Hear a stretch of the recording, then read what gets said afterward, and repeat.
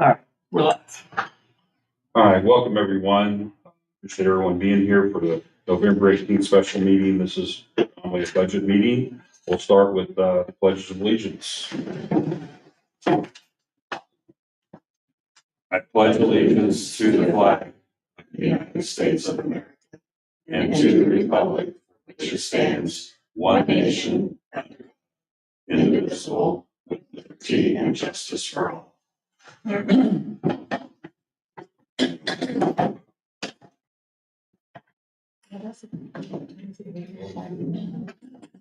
Roll call, please, if you're ready, Tara.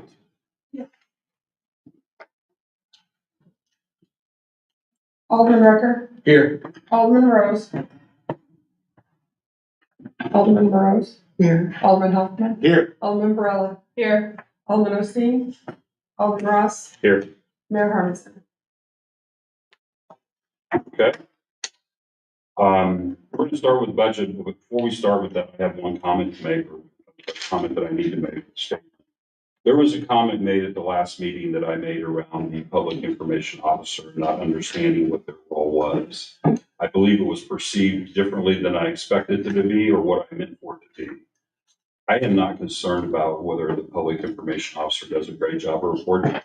I want everybody to do a great job, but that's the city administrator's concern. My job was whether or not I understood the role. And this had nothing to do with Jamie's performance. Jamie and I have talked about that. If it reflected against her performance, my apologies. I'll own that. It was never intended to be that way. So with that said, we can move forward. Devin, I assume that you'll let us go. Take the lead. Go ahead. So 3 pieces of paper have been passed out. One is a summary document of the overtime. I know there were some concerns last meeting, so the department heads and Maddie went back and looked at those numbers, got as the best they could. So we can go over that if you would like further. The other 2 pages, thankfully April described to me the difference between the those 2 tables. One is, how did you say it? Physical people? Warm bodies. Warm bodies. That's what she said. And the other one is full-time equivalents. So I did revise the full-time equivalents page is the same as the last time, but the personnel schedule details is now full people, since you can't have half people or 3/4 of a person. So those are the warm bodies page, and then the other is full-time equivalents. So does anybody have any questions on any of those pages or would like to discuss before we get into transportation? Questions later, but I just give it to me, so I can't digest it that quick.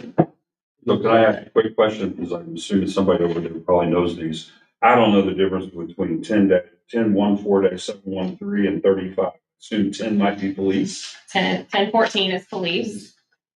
1015 is 911. Transportation is 20. Water is 30. Sewer is 35. Ambulance is 40. Leasy fine is 45. And Grand Glades is 47. I should have put those out to the side. I apologize. No, that's okay. This makes it a little better to understand. Yep. Okay. Any other questions on any of those other 2 items at this point? That page or the other 2 pages? Okay. Bob is here, Tara. Yep, thank you. Okay. And Bob, I can catch you up, but there's some overtime information. That's by the part. Okay. They just didn't label it. If you can read my chicken scratch, and that's what it is. Okay. Okay, are we ready to continue into transportation? Okay. So Fund 20 is transportation. In your book, it would be.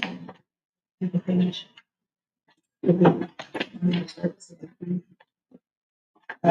to start with CIT? The 39, That's what I should do. Sorry, April just reminded me, we did not go over CIT the last time. Oh, then we're starting with CIT. Yeah. So That should be 38, I think. 35, or yeah. 35. Yep. Okay. Anybody have any questions about CIT fund? First of all, as we go through this, are we looking at draft 1 or draft 2? Draft 2. Draft 2, thank you. Did anything change between 1 and 2 for CIT? No, I don't believe, well, yeah. I did not take, what did I not do? I was originally taking 505,000, I believe. Ambulance. Oh, never mind, that's general fund. The only thing that changed, yeah, is the transfer to water and sewer. Yeah. It's 1.4 million now. Instead of, was that a higher or lower number? It was 1.775. Yeah, it was 1.775 So the million. lower number. It's a lower number now. Any other questions on CIT? This 30, is 37, 38, 39? Basically, you took 300, you've lowered it 375,000. Mhm. That came out of general. No, water and sewer didn't need it. What, so that was water and sewer? Mhm. Okay. I probably caught that we got to water and sewer. Yep. So that's been lowered.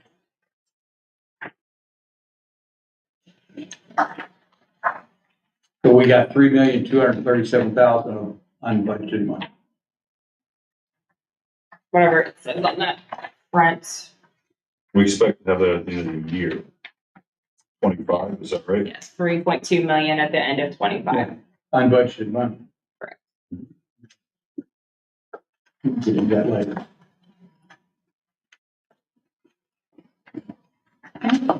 Any other questions on CIT fund? Moving on to transportation. That would be page 37 in draft 2.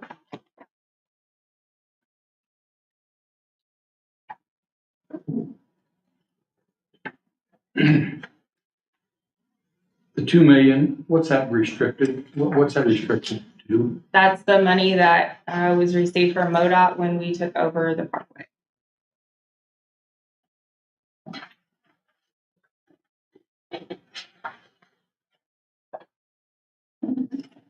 Any other questions? I do have a little bit of clarity question around restricted other, unrestricted, I understand. That means that we have no particular identified project or need for that money. Mhm. Restricted other, I'm sorry, restricted fund reserve, those are carryover projects? No, that's your fund reserve that's set by ordinance. Your 16% or 25%, whatever transportation is. Okay, so the funding, for example, let's understand the math here, the way it tracks. We budgeted for Osage Beach Road. It's not going to be completed, invoiced by the end of the year. Mhm. Is that money just in the beginning balance that was not utilized? Correct. Because it's already in the expenses for 25. That's in that 6 million that we're gonna start January 1 with. Yes. And we're only And then gonna the finish up with 3 million because some of that is what we're gonna spend on. Yes. Well, it's money we're gonna spend on projects from 24 to 25. Correct. 1.4 million of the OB road construction project is carrying over into 25. And I'm not saying that this is right or wrong, but isn't that different than how we've done it before? Hmm. We've always had carryover projects that were further restricted, but maybe I misunderstood, Well- so I apologize. I don't know, Richard, I shouldn't say that. We've carried them over, obviously. But how that amount was carried over, I couldn't know. Okay. One other question I have, just so that I clarity in my mind. In transportation, we have 641,000 and some change of unbudgeted money. Right now, yes. Okay. Sure, understand the numbers. I'm sorry, say it again, Kevin? It's 541. Um, Sorry. Yep. I can get back for it, so I can see the numbers. It's fine. Once I get back, I can see it. I like it better when I'm close. The numbers get bigger. There you go. 540, excuse me. Mhm. Okay, another question. April, that you and I had a lot of discussions over this. Where's the 300,000 from the road district? Is that in the, unrestricted, the 3,631,000? Yeah, yes, Know where that's at? yes.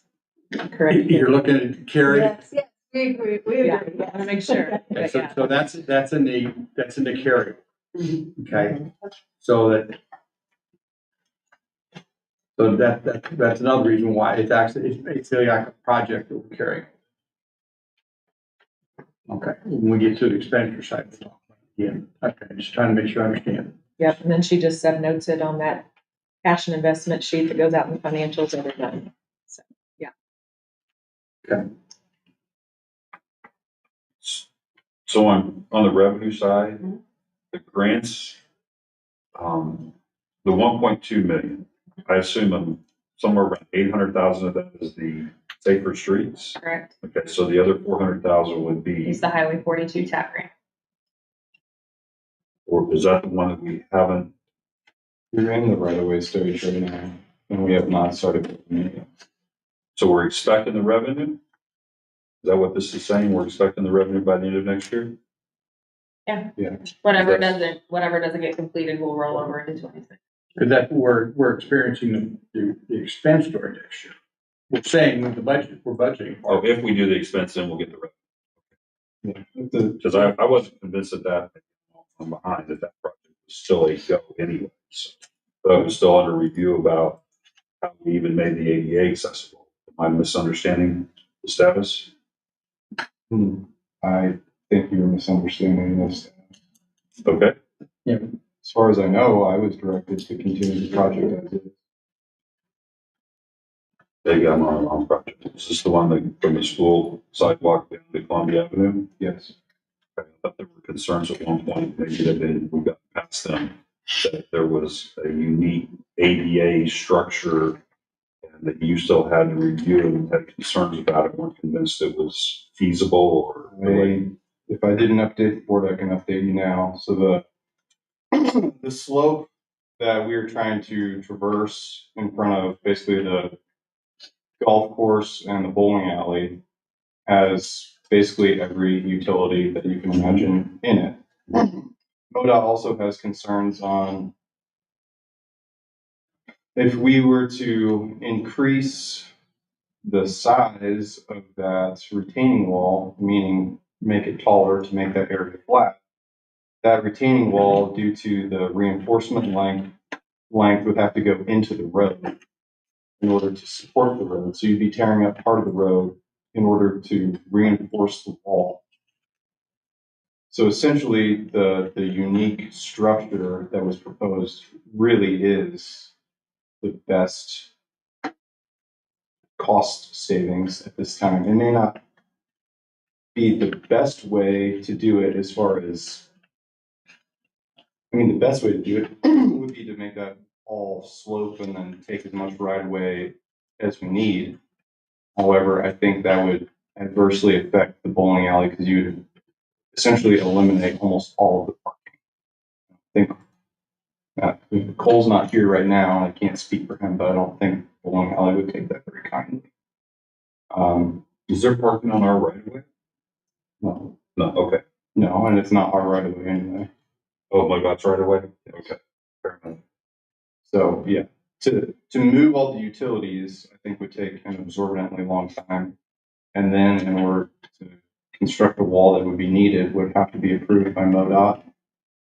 And would have to, basically the reinforcement length would go into the road, you'd be rebuilding all of 42 through that whole 1,000-foot section. It would be very, very costly. I thought we agreed upon it prefabricated. That's what's in the plans right now. Yes.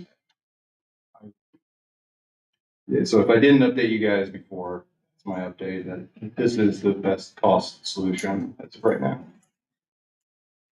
And the only solution going forward that I can see without being absorbently expensive. Okay. One more thing on revenues. Are we anticipating the Osage Beach Parkway extension, that to be all in 24 money? Yes. Yes, that Okay. cost share program is done. I'm waiting for Capital to finally submit their invoice. When, right, question, Devin, when are we going to, have we budgeted for the revenue from that? In 24. So we budgeted 196,000 in MoDOT for revenue? Because we should be getting 180 some, 90 some, It's in transportation. 189,395, what I'm understanding we're supposed to be getting from MoDOT. So is that reflected in 24's projected revenue, even though we probably won't get it until 25? Because it's not that quick. Well, depends. Whichever way, I mean, as long as you got it tracked one way or the other. Right. Capital I gets just wanna their make sure we- invoice. Yeah, I'm pushing hard for Capital to submit their You think invoice. MoDOT will turn it that quick though, there? It's gonna be revenue, whether they book it as cash received or receivable. Either way, it's gonna be revenue.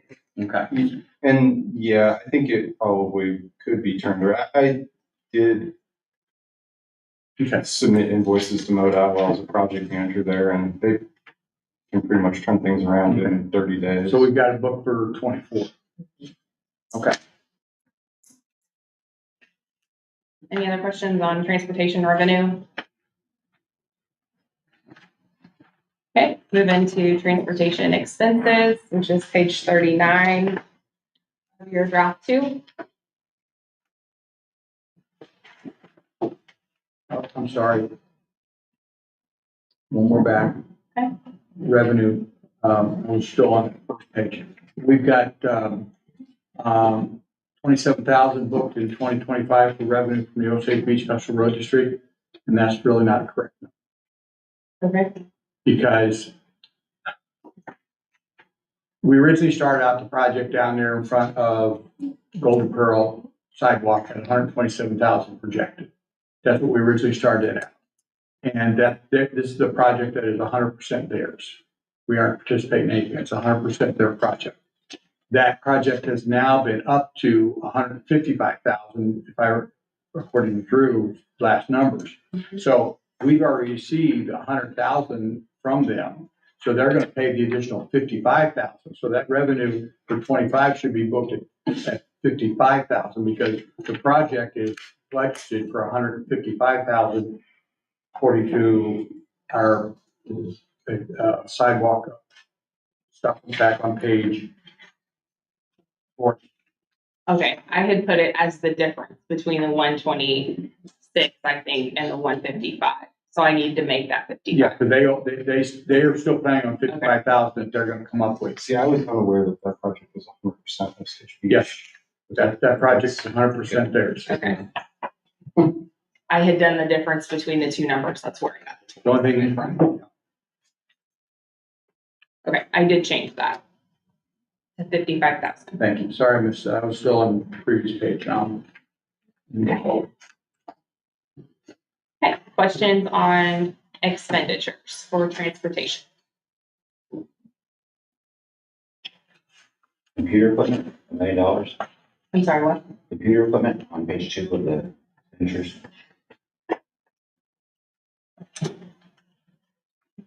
That's the Safer Streets for All grant. It's not under computer equipment. It's, right above that, Safer Streets for All grant. One line above. Yeah. Is that wrong then? Yeah, that's the expense for the grant. Okay.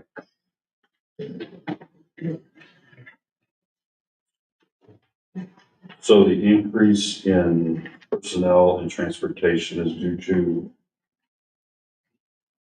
The increase in personnel, that is the Public Works Director, a third of that, and a third of the administrative assistant. okay, so it's, and I assume that the operations supervisor as we currently exist is not planned in there? Correct. It would become the water transportation superintendent. Right? Superintendent. Yes.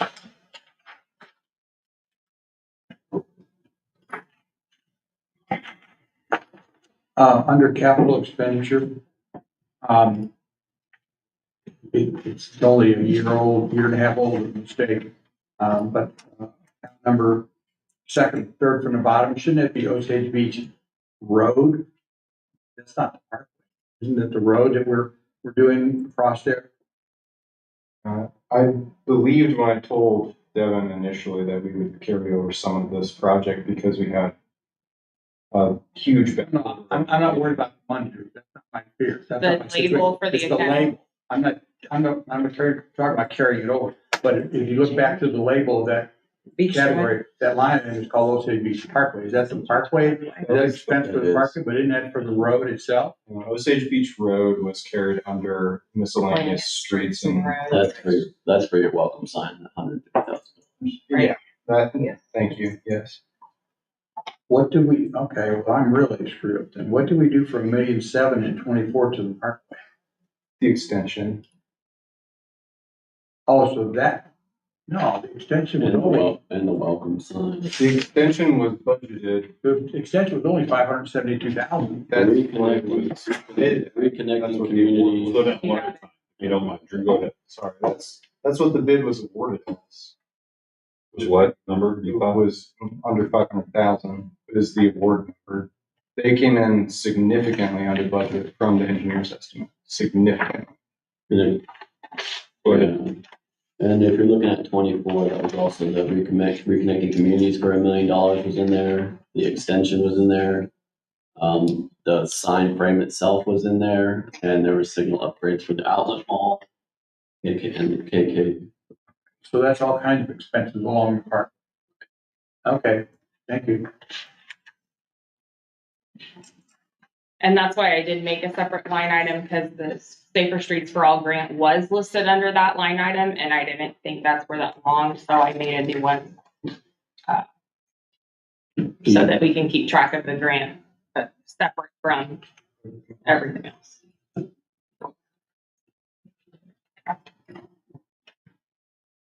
Any other questions on transportation expenditures? A couple of comments. One, I'm not sure how to incorporate it in this document, and I know that there's some information I want to get into that in just a second. What we are doing, as far as not only maintenance, but, capital, it looks like some of this has been kind of, I think, massaged together. So if there's a delineation of that, somewhere, that would be very helpful to understand those numbers. I could go over each one if you would like. I can talk about what's in each line item. I just haven't gotten that. There's a document in your book. Rather than going Yes. over them, I'd rather see them in writing.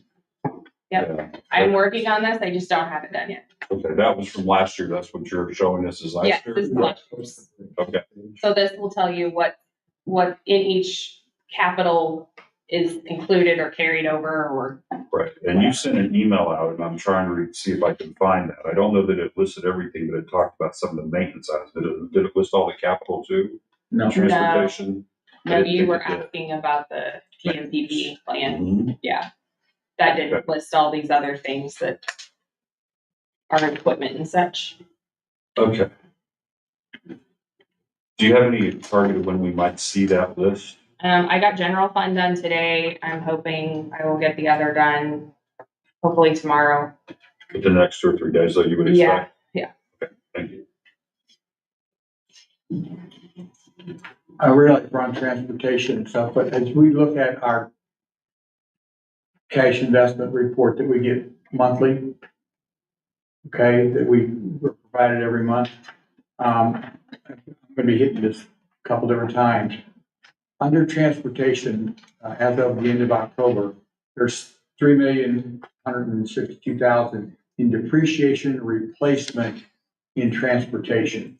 Fund number 20-100-190. What is that? What's that for? And I'm gonna be tapping a couple of these numbers because there's some numbers, some money here. I'm just wondering There's $3 million there. Carrie, can you Well, read 2 million is the Parkway. Mhm. The rest, that was just a number we received from Gina annually with no detail provided. She would This give us, changes every month, because it earns interest. okay? The principal doesn't change every month. It was only updated to my department once a year. Other than what the other part of it is, I do not know. Well, I guess I'll be happy to, I'm sorry I didn't make copies of this, but real quickly while we're on it, there's 3,162,000 in transportation. 2 million of it is like I said, the restricted money for parks. There's 1,137,000 in depreciation replacement water. There is 116,000 in depreciation replacement sewer. There's 66,000 in sewer development charges. I don't know what those are for, what those amounts are sitting there, if that money is sitting there, and is it available to be used on certain projects or certain things? I do know there's one more amount, there's 2,863,000 there, which is sewer plant capacity. I do know a little bit about that, only because Devin and I and April and Carrie and I had a little bit of conversation, and I've done a lot of digging on that, and I do understand what that, I understand that much, and I got a whole lot more to understand because some things I'd like to do with that money, but I have to understand a little bit more. But that, in essence, is supposedly money that was put aside for development of a future sewer transportation, or excuse me, a sewer plant. So that's all I know on that. But these other amounts, I mean, there's a lot of money there. I'm extremely mad at myself for being here as long as I have and don't know what those numbers are. And if there's money that's there that we're not using and don't understand, that's my fiduciary responsibility to look out for the money. So I just would like to know what it's there for, how it got there, how it gets added to, and what we can use, and what we can spend on it. So that's a lot. I don't need an answer right here. So just for clarity, Kevin, you mentioned a report you're getting every month. Is Okay. that? Every month we get the Annual, monthly financial. Monthly That's coming financial. out of the monthly Yeah, financial this statement. This is where it's coming this is, from. That's the annual report I yeah, added. this is where we stand in each and every fund, Okay. capital, et cetera, et cetera. And I look at this monthly and along with the other. So I look at it. Richard, if I could. To your knowledge, is that money in there because it's earning interest and we don't want to tap it, or? All the different, but I mean, like some of these, the sewer, treatment plant reserve, the sewer development, and maybe even part of the water changes because of every time we do a permit, there's monies that flow through the permitting system, plus interest. The depreciation calculation, like I said, I was never given any detail. That was generated by Gina, and once a year, we were given a total to update that information with.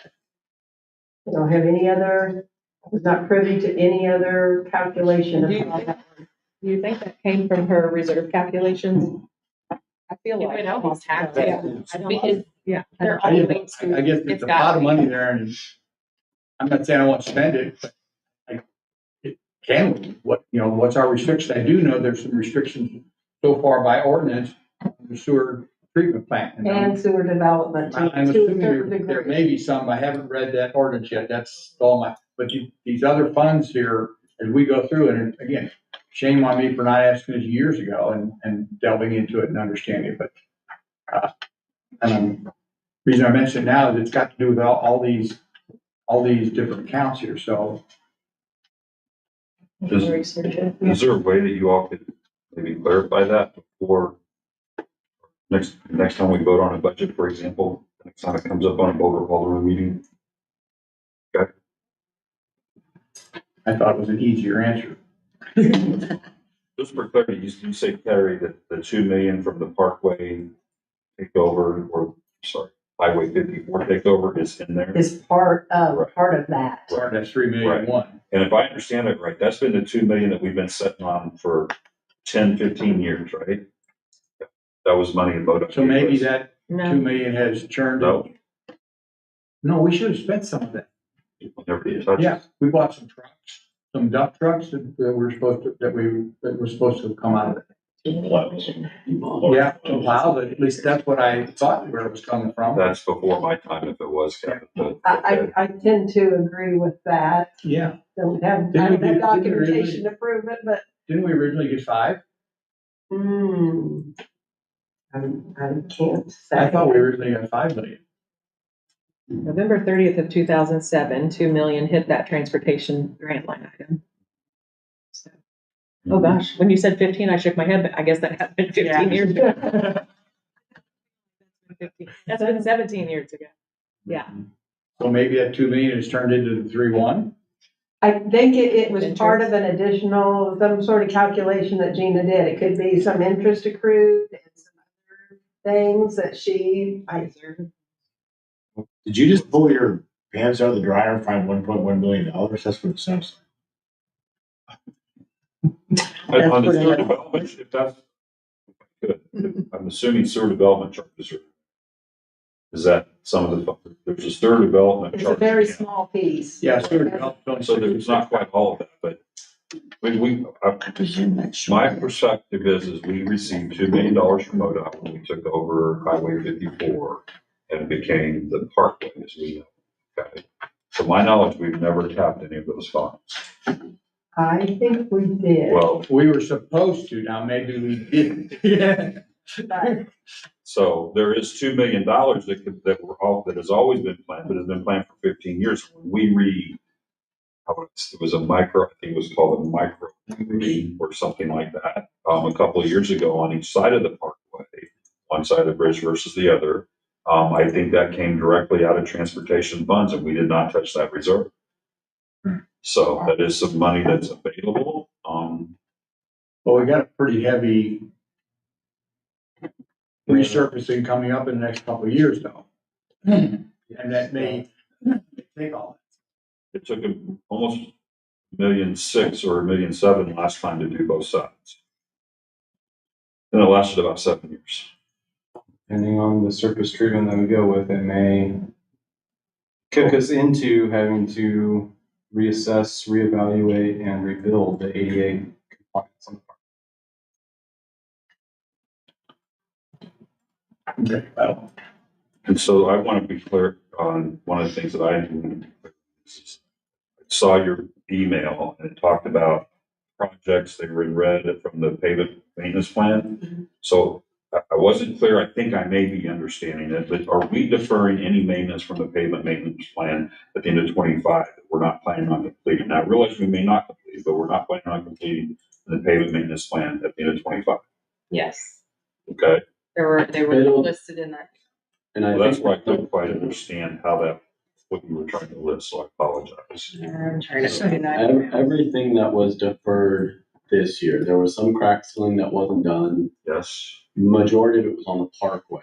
Those will all be caught up next year. The only thing that was deferred in 25 was the parkway crack sealing, depending on what happens with, if we mill and fill the parkway, we don't see the need to crack seal it if it's gonna be a 26, 27 project. If the surface treatment is gonna be something different, we can evaluate the crack, but to go and crack seal the entire parkway just to pave it the next year. And just to mill it off, it won't be Right, so that would be the what's getting deferred in 25, Okay. depending on that project, how we spend the time and money, and we want to crack seal it. So the parkway, that's the only, in the pavement maintenance plan, I'm not trying to pull it up but as far as you know, that's the only thing at the end of 25 that won't be completed as part of the pavement maintenance plan. Yes, and then whatever we just deferred this. No, we did cut things out of the payment maintenance plan this year as well. So maybe we did. Because there's all of the information from the payment maintenance plan that made it this year's budget.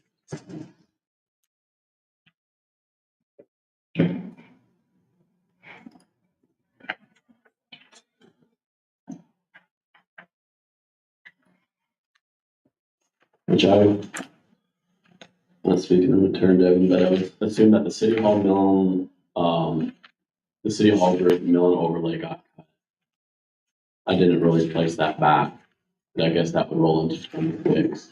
And then that 427 cut out of the P&P. That would have been the Nichols group slurry seal. So the three that I had carry over from 25 to 26 was the Dude Ranch Road Group, Okay, so they did carry. Dogwood Lane Group, and City Hall Group. And those were for crack filling or? 2 was for slurry seal, City Hall Group was for mill and overlay. Why are we carrying those over not to, if I understand what you're saying, if we're not planning on doing it in 25, as they originally scheduled, and we're planning on pushing them at least a year. 26, yeah, Okay, why is that? because I ran out of funds. And I would, And City Hall Group ranked really low in the transportation rankings. So crack filling is usually, we have historically done that in-house. yes, Okay. And so why would we not be able to do crack filling? these ones, the Nichols group was a slurry seal. The crack filling will be done in-house and complete. Okay. I had Nichols Road as Crackville. It's not Crackville? Nichols and Rockville is slurry seal. Oh, they are. Okay. Then I must have No. read that wrong on the sheet. And if you go down Dude Ranch Road, there are significant issues with the. With whose road?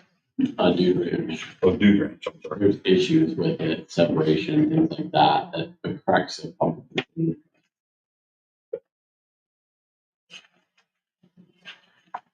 So, excuse me, under the operating capital where it shows safer streets and it's a flat $1 million. So is that gonna be used how?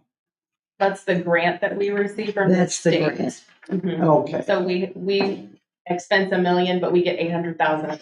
gotcha. Thank you. And there's one other question I had now. Let's see. Just a second here.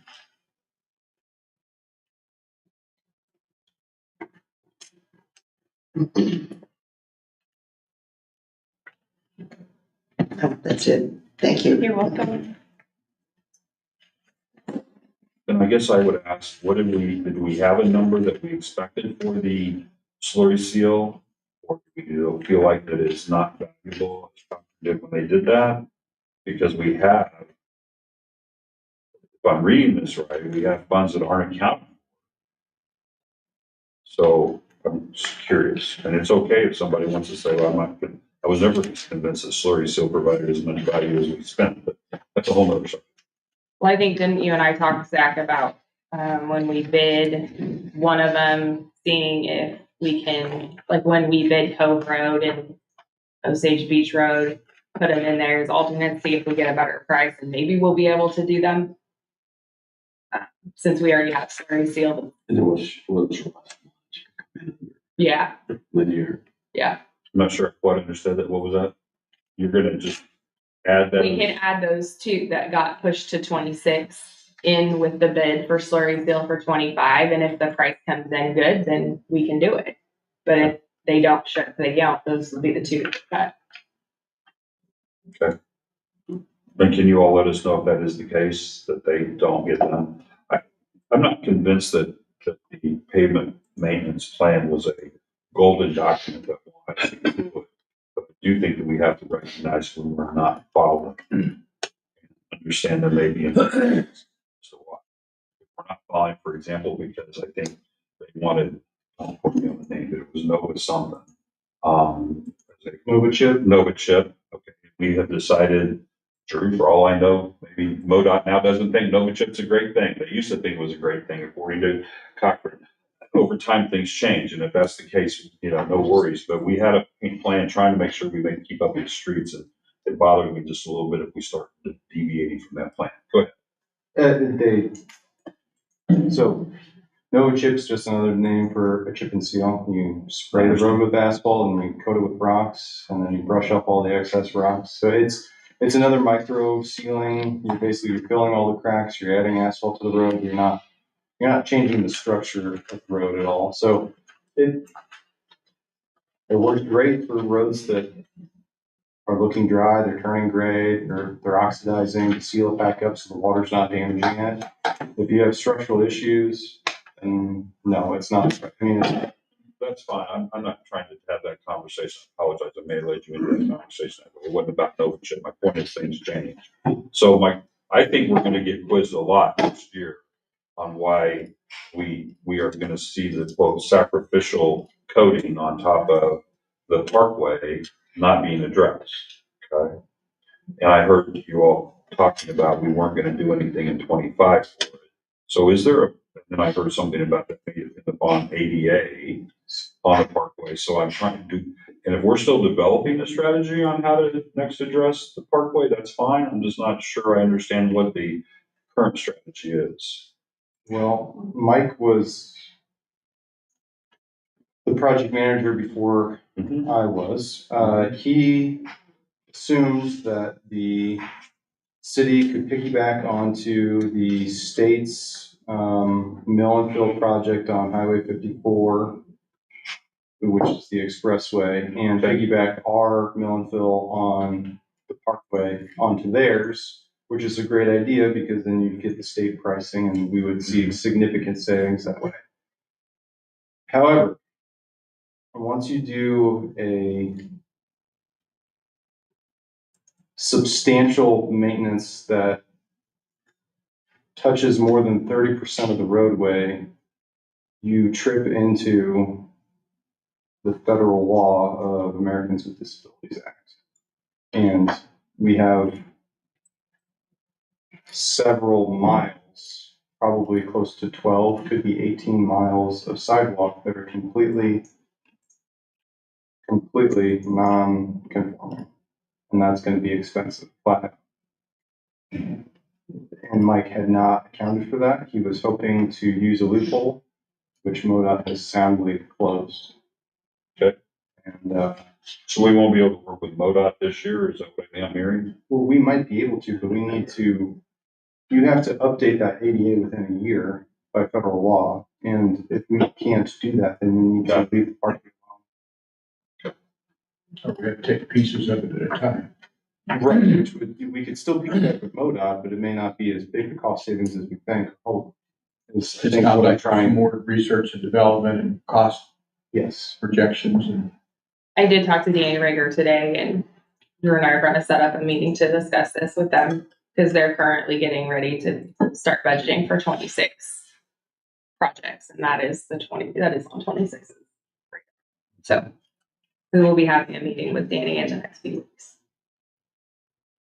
So right now, we honestly don't have this, and it's okay. Figure it out. It's a whole bunch of, I don't know how many, 8 miles of 5-lane road that needs to be potentially in the next year or two addressed from a top-down standpoint. There's a lot of movement, and right now we don't, which is fine. We just don't have a strategy. Is that right? The city had an inaccurate strategy. Fair enough. The best strategy hasn't been yet developed. Okay. Other questions around transportation?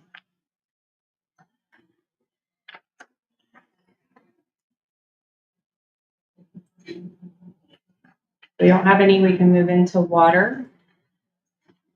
Which is page 41 of your draft 2. Any questions on revenue?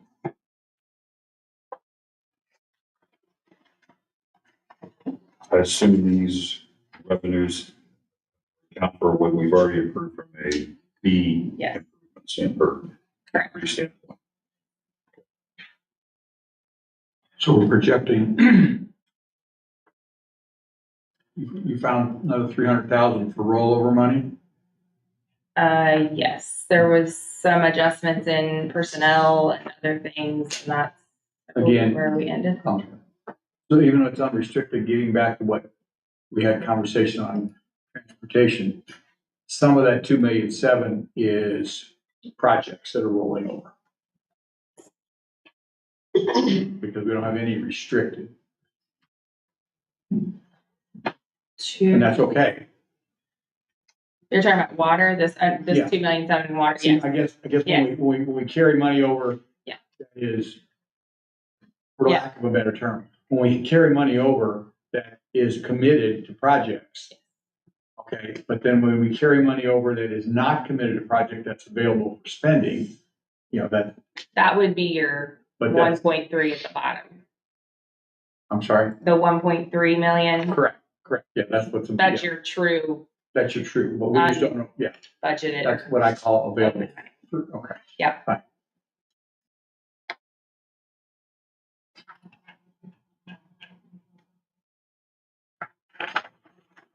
There's no questions on revenue. Move on to expenditures, page 43 of your draft 2 budget. Are there any questions on this? What personnel were planted? Water is a third of the public works director, a third of the new administrative assistant. Again, the operations manager will become the transportation water superintendent, and then 1 water tech. So there's an additional water tech in the water department and 1/3 an additional administrative assistant in the water fund that wasn't there last year. Is that correct? And public works director. Yeah. Okay. And then the operations manager was split into thirds, but now it will only be split in half because it will be water and transportation.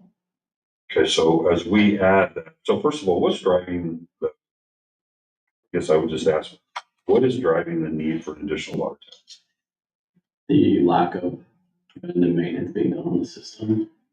You know, similar to that, when Rav Tellis came in and talked about, you know, they're not recommending a staffing level, it's just how much maintenance do you want to do on the system and what kind of staffing does it take to get that? So if we're looking to flush every hydrant every year, to turn every valve every single year, that's something that we've never been able to achieve. The best we ever got was we flushed the whole east side one year on hydrants. So 2 staff to move, well, adding 1 staff to get towards that goal to see how much further we can accomplish that.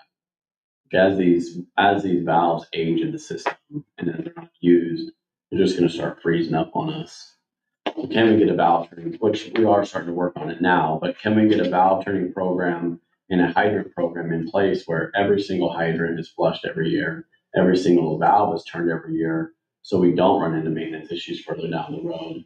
And it does go farther than just those 2 instances, but as far as big picture maintenance goes on the water side, hydrant maintenance and valve maintenance can keep 2 people busy. We've never been able to achieve that kind of success in the maintenance program. I realize you haven't been here for a long period of time, but have we ever achieved 10% of that or 1% or? We tried a few years ago and we got Passover Road done with the valves.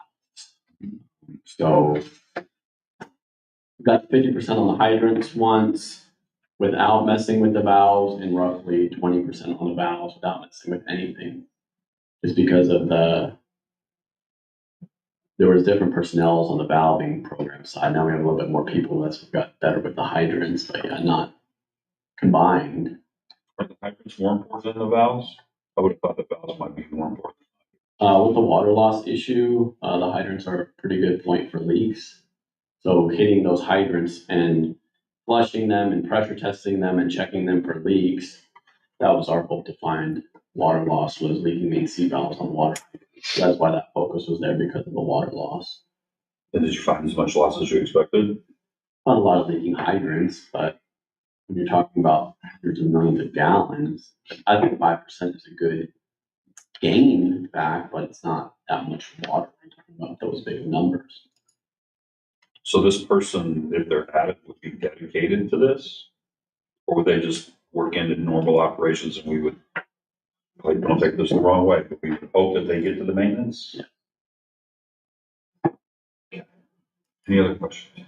Yes, go ahead, Phyllis. Would you clarify, because I might have missed it, when I'm looking at that administrative reimbursement, 205,000, did I miss that explanation? Do you want to explain that? April explained that very well. Sorry, I have to revisit the, I'm sorry. oh, you're fine. No, I haven't done that for a week and a half or longer. So my brain has disconnected from that and moved on. I have to pull up the sheet. It's a whole calculation. Oh, And I'm trying to use Gina's. Basically, it's a support of the enterprise fund by billing or, by billing, Yeah. payroll, and all the stuff that Engineering. administrative things that comes out of general revenue.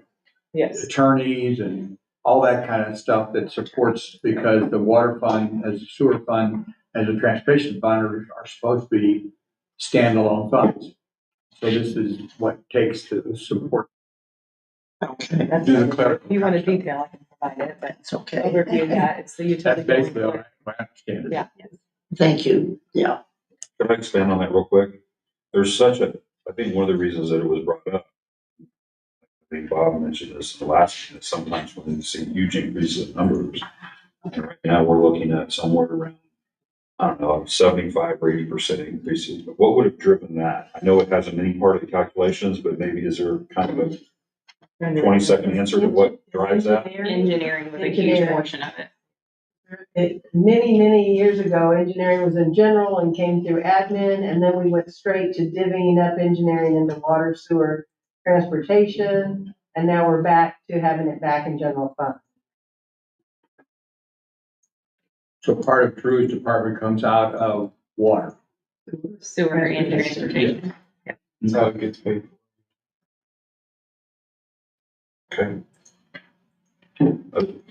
Alderman Hopper. Yeah, where's our little, Dude Ranch Road, Nichols Road, water loop by the school? Is that in this portion or is it Capital. coming out of capital? It's coming up. Okay, Capital 20 spot. it is 20, it is this year, or 25, not 26. Did that, I will have to look at my transfer ranking It would have sheet. been a carryover. Oh, it's carryover, then yeah. Want to make sure everything didn't die somewhere. Yeah. Or not for bid, so. Okay. Is that the golf view to Yeah, Nichols? it's talk to the couple, need to talk to the low bid about potentially an error in their bid. And if they can do it for that, then great, but I have some reservations. So if I'm understanding what you guys are talking about, it must be buried in the connecting water. Like all of the connecting water. Yeah, Okay. 612, yep. Okay, that's fine. New wells, that is just a design, is that right? Land acquisition. and Land acquisition. Two. Both east and west side. 120 apiece.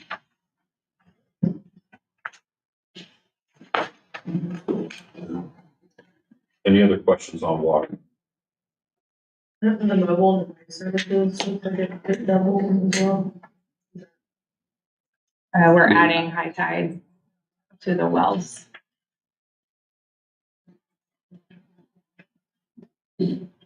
Where's that at? It's under O and M, halfway down.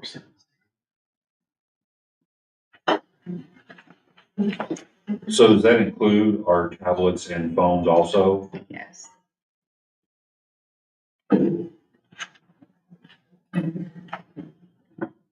Any other questions on the water?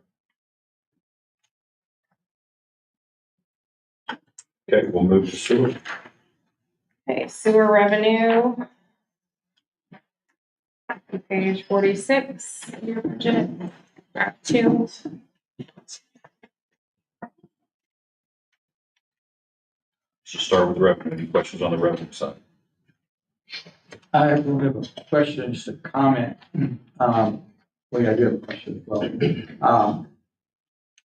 We talked about, and I know we're not going into the engineering department, and that's not the reason I'm bringing this up, but just so the board's aware, we talked about the fact that Ron explained that there are certain fees that are being paid that hit the water and the sewer, that kind of is to help support some of the inspections that are done out of Drew's office. Well, basically what it amounts to in this year's budget, there's 107,000. There's 2,000 that hits the water, or 42,000, excuse me. 42,000 that hits the water and 65,000 that's gonna hit the sewer. That's revenue. And then that's transferred out of here, it shows an expenditure out back to general. So when we say that, you know, there's some of that money, there is, but that's not near enough to help support that Drew's office. And some of those are fees, if I remember, Ron said that we hadn't done anything with for a long time. No, Yeah, that's correct. The price per item, like let's say, per cubic yard of concrete, that was adopted by ordinance, that spreadsheet. That was something that our city engineer previously put together, and to my knowledge, it hasn't been touched since he left. So just the way we spoke last time with the building permit fees, as the cost to build a residence rises, so do the permit fees. Well, the same would hold true with the material quantities. And if we're not updating those material quantities, then we're not seeing an increase in those fees to stay with the market. That is something that engineer put together 6 years ago. so that may help us bring some more. And I realize, I'm not trying to make it to where all the fees cover all of our expenses, but, we're not keeping up with the CPI, so to speak, or I don't think we're keeping up the fees where we should be there, so might be something that I would suggest we try to look into. Just to clarify, to make sure I'm all in the math on this. Yep. So the unrestricted funds at the very top of the page, basically, the only amount of funds that are unrestricted that are not basically earmarked for projects is down at the bottom, 15,903. Correct. Seems like an awful. A lot of Yep. carryover, Yep. Sewer's tight. plus there's a lot of carryover too. Yeah. Yeah. I'm surprised it's positive. Question, I noticed in the, October, and I realize some of you may have it, but in the October report that I mentioned that we get at the end of the month, the ARPA funds were moved from general to sewer. Are they moved from sewer, are they moved to sewer in in this sheet here? The ARPA funds are done at the end of this year, correct? Here. And all the there will be some expenses there, all in the construction. Yeah. All the They've been revenue. approved and passed by the board, but there won't be, some of them won't be paid till 2025. All the So revenue. are has the already ARPA been- expenses, the ARPA expenses will be paid? Okay, I guess the problem is, just make sure we're doing this right. The ARPA money came into general. It stayed in general. It's been transferred. And, hold on a second, and then the expenses of ARPA has come out of sewer. So now we've paid the money out of sewer. So now is the money going from general back to sewer to help offset that expense? ARPA has been being transferred into sewer on a monthly basis. And so by the end of December, all ARPA funds are out of general and in sewer. A little over half will be spent in 24. The rest will be spent in 25. Have that flag just like I do for the special road district. I will keep that ARPA until the actual expenditures occur. Thank you. Debbie, I have a question. Sure. Under operations and maintenance, the treatment plant operation, is that the location down there in Mead Flat? I remember years ago, I took a tour of that, and I wondered about keeping up with that and repairing, replacing. So I guess that's what I'm looking at now. Yeah. Okay. Wasn't sure you were made flat. I don't, but I know that's where the treatment plant is. There's only one treatment plant. Well, I'm sorry, I just. Yeah. Yeah, that's what we've always called it. Okay, thank you. Any other questions on revenue? Okay, go to expenses. Expenditures. Any questions on expenditures for sewer?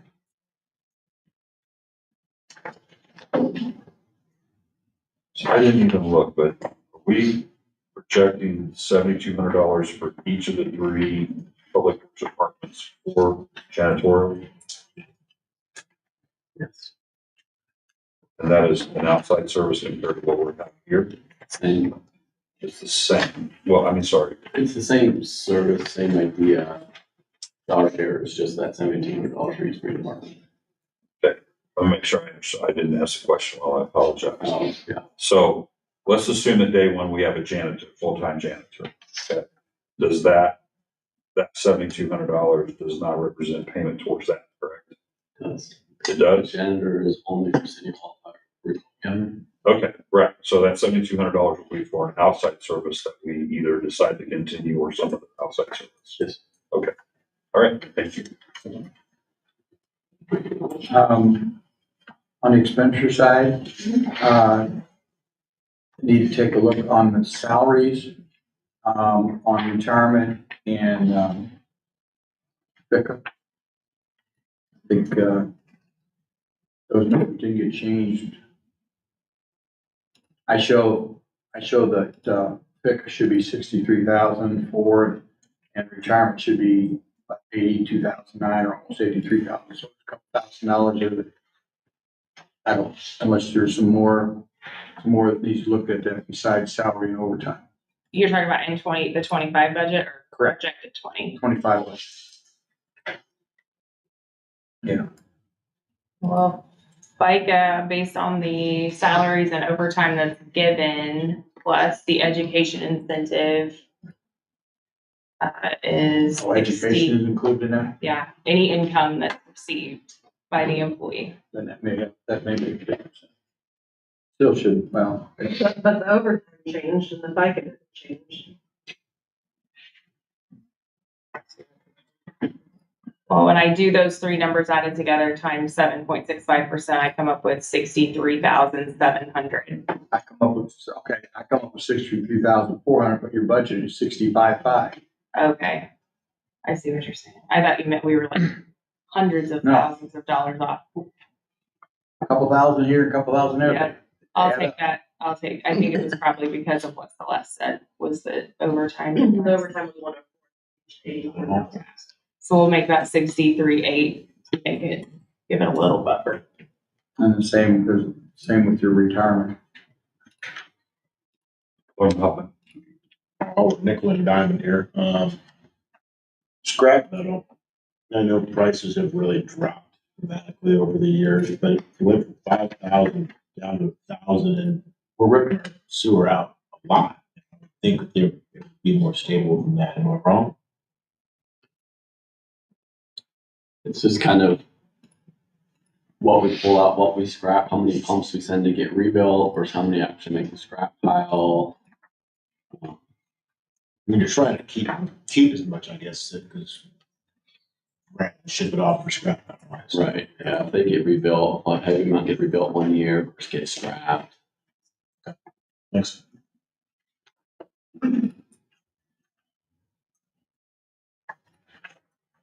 Any other questions on sewer?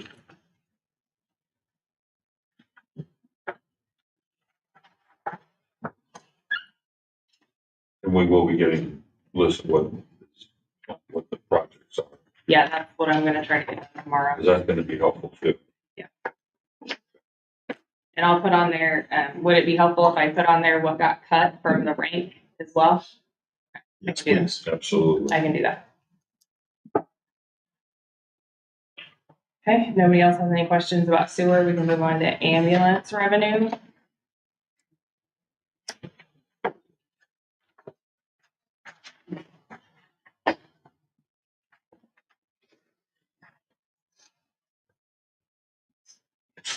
Anybody have any questions about that? Are they for sale? I think this is something that needs to seriously be considered over the next year. We're dumping a significant amount of general fund money into the ambulance in order for it to sustain itself.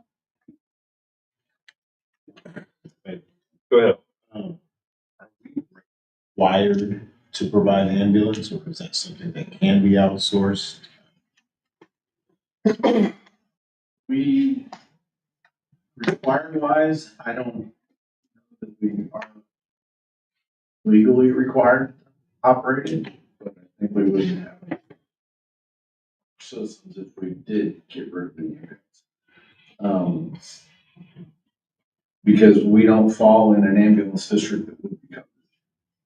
We would, if we would put the hospital right there, no. The hospital doesn't have it, we're not part of the Camden County Ambulance District. And our Miller County portion is covered by Miller County Ambulance District from way back when, but when Camden County Ambulance District formed, we were excluded from it because we have our own ambulance. So they do not collect it. You do not pay the Camden County Ambulance District tax like you do for the fire district. So our agency would be uncovered. Do you know of any other cities that do outsource it, or is it common? Let me tell you something about. A couple years ago, because of my history, I did some research. And I knew this subject was getting close to coming up, and unfortunately, I dug through my files and can't find it, so I guess I have to recreate it. But just for serving the best I can from my memory, if this area that the city is covering was in an ambulance district, and we were receiving revenue based on what most ambulance districts receive throughout the general area, our cost, couple years back would have been about 250 to 300,000 more if we outsource it. So problem is what, and to be honest, we don't really know what that ambulance service costs us to provide. Because what you don't see in this budget that says it costs us $900,000 to provide, you don't see the cost for housing, heating, cooling, air conditioning, you see some of the insurance, but not really. There's a lot of cost that is not here that an ambulance district or a fire district that provides this service would. And I'm familiar with how that worked, because when I was fire chief in St. Louis metropolitan area, I ran an ambulance service within my fire department. So I know what those costs are. So if we choose, if we say, yeah, it's costing us a lot of money, yes, it is. Well, we're getting a bargain, to be very honest. Services like police departments. It's a service. It's like transportation department. It's a service. Okay. It's not like water and sewer where you get your money back, but it's a service you're providing. And that's the service we're providing our public. If we choose to outsource it, it's going to cost us more. And I'll be happy to dig in a little bit more to the numbers, because all you have to do is take the assessed valuation of the city, and it's available to us. It's available easily. Take the assessed valuation of this city, take the property tax that Camden County, Miller County, or some of the other counties around our animal services charge, and figure that out. You're going to find out that the revenue that they get if this was in their area would be a lot more than that. So it's a cost of doing business, and it's a service, but it's. No, that's good enough for me. I was just looking at options, but if it's. We talked about it in the past. Yeah, well, we got into it pretty heavily 2 or 3 years ago when the hospital was talking about possibly getting into business of not only their transport unit, but be able to provide. And Gina and I reached out a couple of years ago to both Miller County and Camden County Ambulance District. Miller County said they wouldn't take it. They were having enough problems trying to staff their own and keep all their bases open. Camden County said the only way they would take it is if it was approved tax and they collected the real estate personal property tax to do it, which would, we would have to take it to the voters of the city. Plus, it would have to be approved by them as well as the residents in the current ambulance district would have to. that's the standard. That's the battle we would fight. State statute procedures for doing it. We can move on from that. Where is it listed? Because I know there's a long list at the end of the year of ambulances that we have to pay because people aren't paying their Oh, bill. it's coming. Yeah, the write-off, full disclosure write-offs for the year, all the accounts that went to collections and things like that. I usually bring that to you in December. Is that what you're talking about? Yeah. I mean, what's an average? I mean, what are we looking at ballpark in the past? If you recall, well, you can get it back to me. It's a lot. I know, and that's what I was thinking, hey. Percent of the revenue. big chunk. If we have to pay for that, No, we don't pay that, Phyllis. This is money we have We- billed out to the we patients. build out. And they have, and they don't pay. They don't pay, but then who pays? Well, we write it off. Write it off. Oh, Yeah, yeah. okay. How can I do that with other bills? Yeah, I don't know Okay. if it's, I don't know if it's something that we should, you guys can consider, a sales tax or Yes. property tax or anything to take to the voters. It basically says, hey, look, it's kind of blunt, but we don't start getting some revenue in to support this, you're not gonna have an ambulance, and then when it comes time to go to the hospital, Yeah. you may be SOL. We Yeah, may get it's tough. money kicked off. Well, that was, I don't disagree. that was with always you. part of the ideal of the use tax. Look, this is why we need it, but they don't seem to, and that's what I said at that point. It's like, okay, it's the old story goes, we're gonna have to start cutting the services that we can't afford. I mean, I don't agree with the scare tactic of, if you don't pass this, you're not gonna have an ambulance, but I don't think it Truth scares comes, them. I mean- think it scares them enough anyway. well, you're right. You don't need it until you need it. Didn't they do one? Huh? Didn't the Osage Beach Fire do one not that long ago? Well, Camden County Ambulance just did it. Camden County Ambulance just this last election, they passed a referendum, the same as the fire district did a year ago. And the same as, anyway, they just passed it, and it's a statute to where they can reduce their property tax, and they're now gonna charge sales tax. And they get sales tax now, and over the course of a year, they'll be reducing their property tax and to adjust for what they're getting as sales tax. Which makes sense, because a lot of times you have services for people that don't live here either. So we don't have a sales tax or property tax to offset it. Jerry, can I assume that when it's billed to insurance, the money gets paid, when it's billed privately, it doesn't get paid? Is that kind of where? It's all over Medicare, Medicaid. We get money. It's just, they have automatic adjustments. So you're only eligible for a certain amount.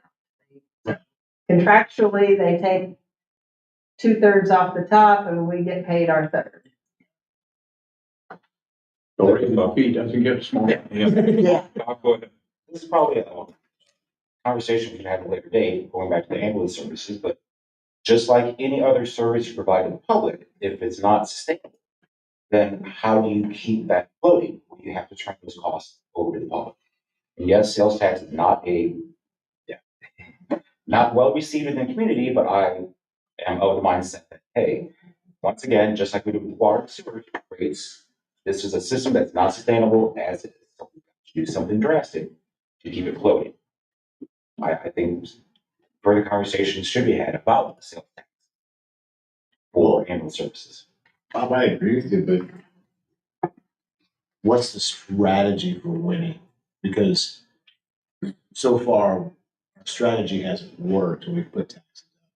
So before we put it, even though I totally agree with you on the need, I don't think we want to put that out there until we have a strategy where we could.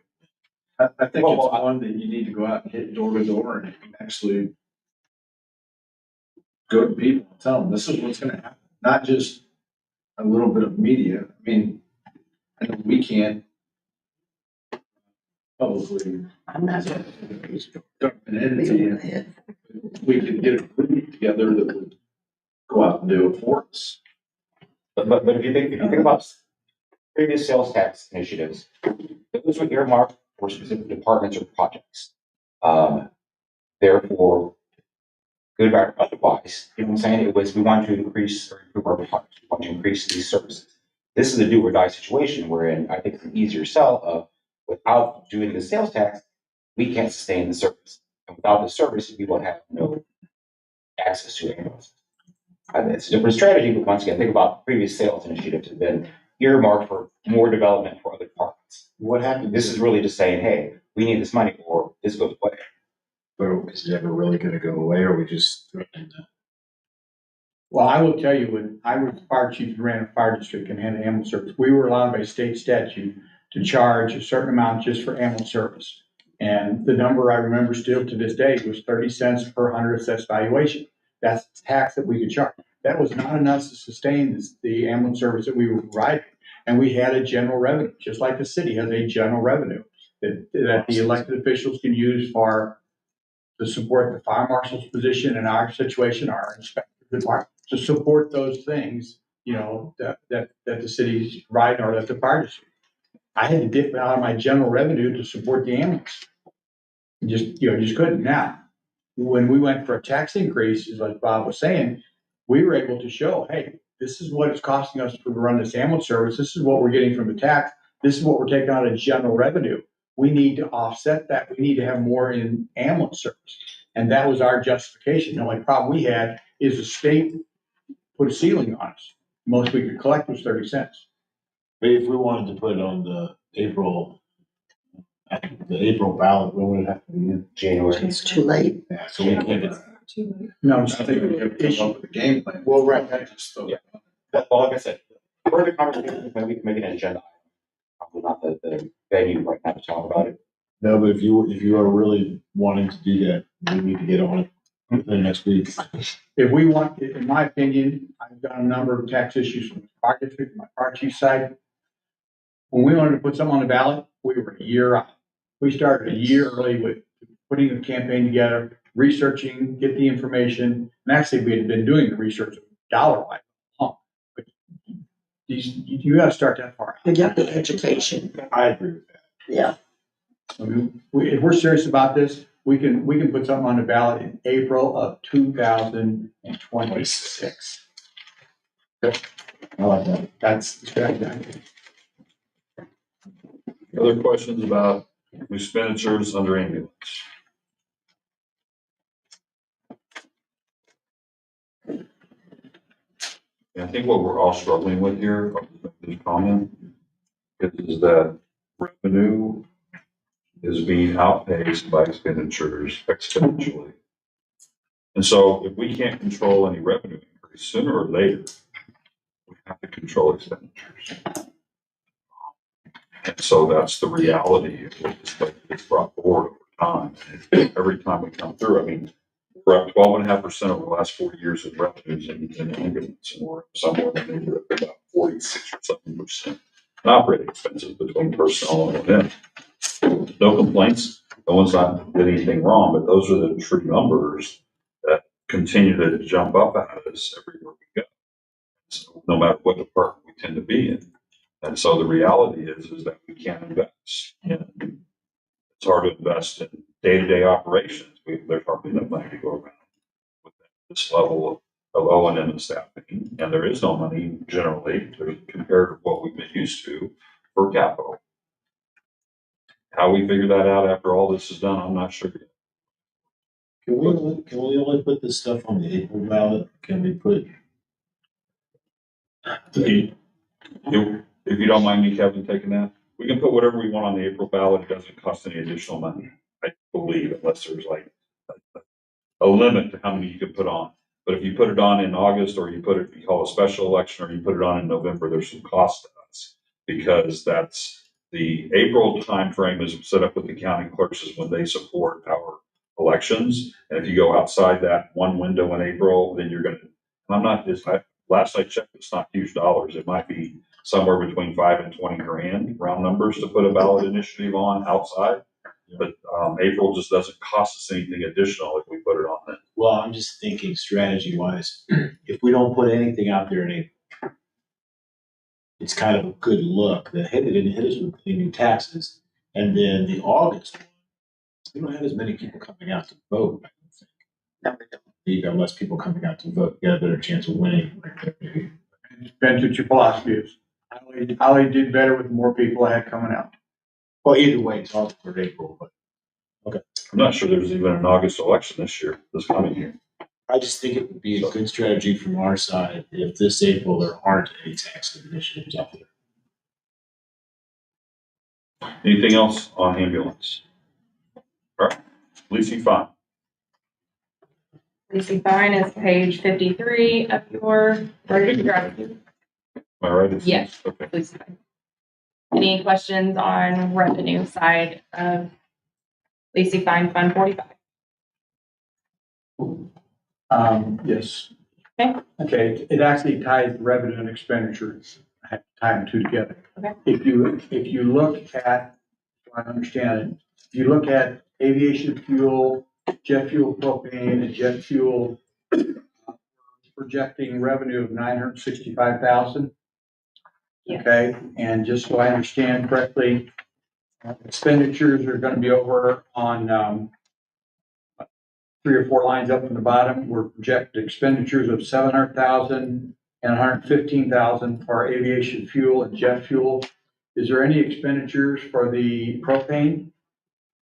Is that the line item that's the 2,100? So would that mean we have basically about 817,000 in expenses projected?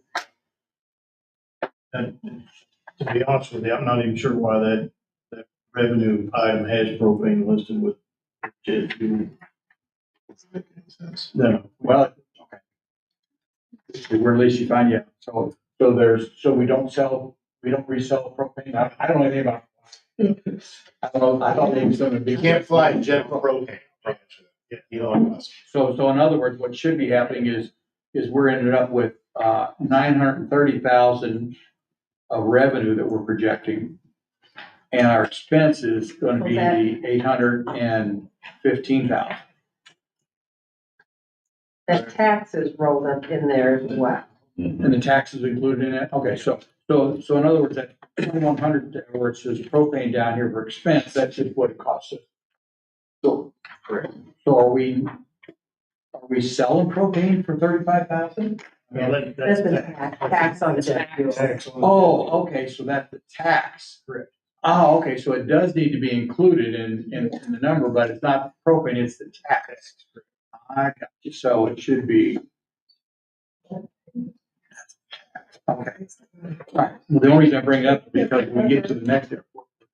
It's a lot. I just want to make sure I understand this one here. So this one here, we are making money on selling our fuel. Good. I'll wait till we get to the next airport. Losing it. Alderman Holland. Hangar rentals are just staying, they look flat to me. And I know we discussed this previously. Are we looking into raising prices? Is this the time to do it? I think we directed staff to look into it and bring it back to us. Okay, because We haven't had an increase. why is it that in here? We haven't had an increase for a number of years, if I remember. 2018. Yeah. This is 2018, so we got an increase. We directed staff to bring us back up. So information. Tried looking into it, but I mean, budgetarily, we did leave it status quo, but because we don't know yet. So that would be a budget amendment later if we. Yeah, if we Up to the don't get it ISO. figured out. Depending on the variance, And then parking leases is, same situation. so why have they gone down? Number. We have less traffic out there? Yes. Really? More people are using Ubers. Right. Well, yeah. I mean, do you think that's why, or is it because there's less people coming in? No, not necessarily less people, just people not as many people leaving a car. Right. Yeah.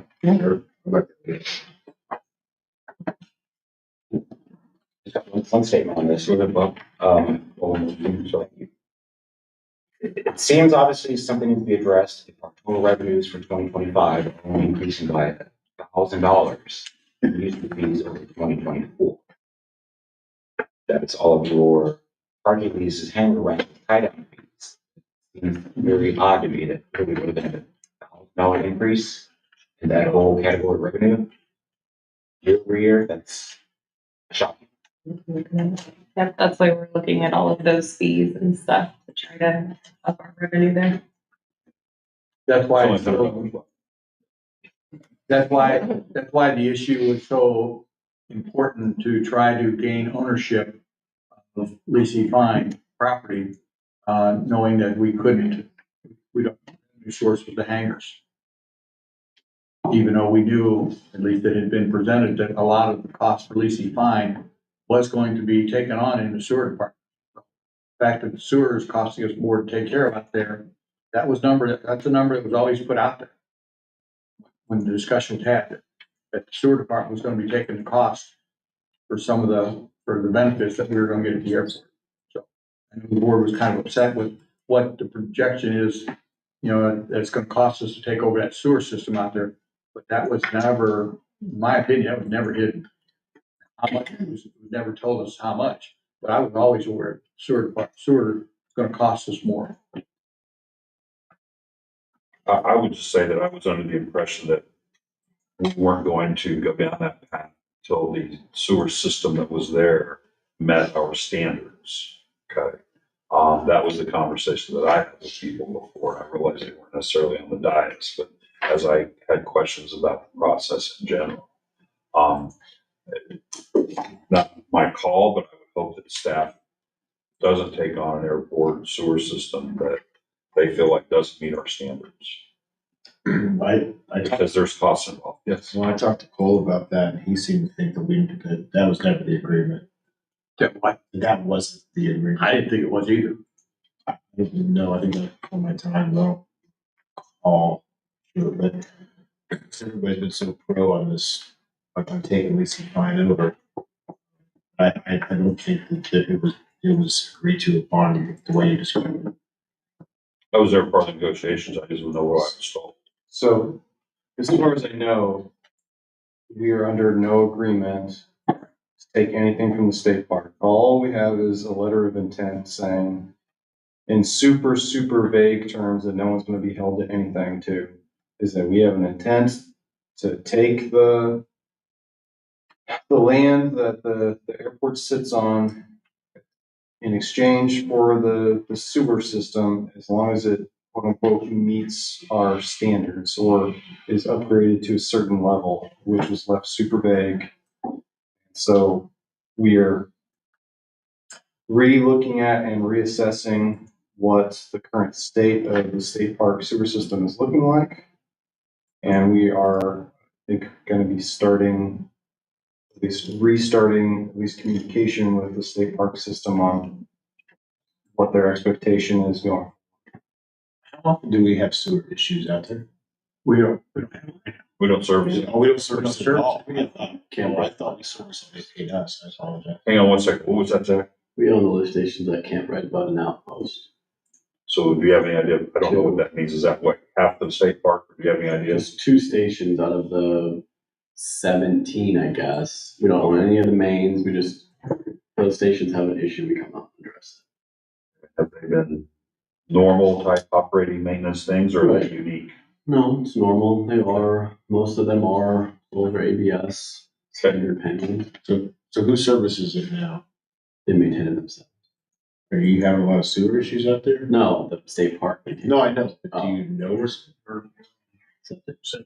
Oh, they're interesting. Didn't know that. Any questions on leasing fine expenditure? Can you remind me, Devin, on, and maybe we talked about it last time, but what the difference of the holiday pay was, like why it was so much? So the, I think this is, let me double check. Maddie sent me new numbers. Well, first of all, I think there's 16 holidays in this coming year. There has not been that many, I think, in several years. So that's one contributing factor. But I think I'm gonna have to go back and look at her note, but she gave me, I think she reversed Lacey Fine and Green Blaze's numbers. Well, the payroll stayed the same, except for the holiday went from 11,300 and something to 12,000 something. I mean, not a very big difference, but anyway, in general, like, why the holiday was double and. Part goes back to when the holidays fall, therefore when we're paying holiday pay.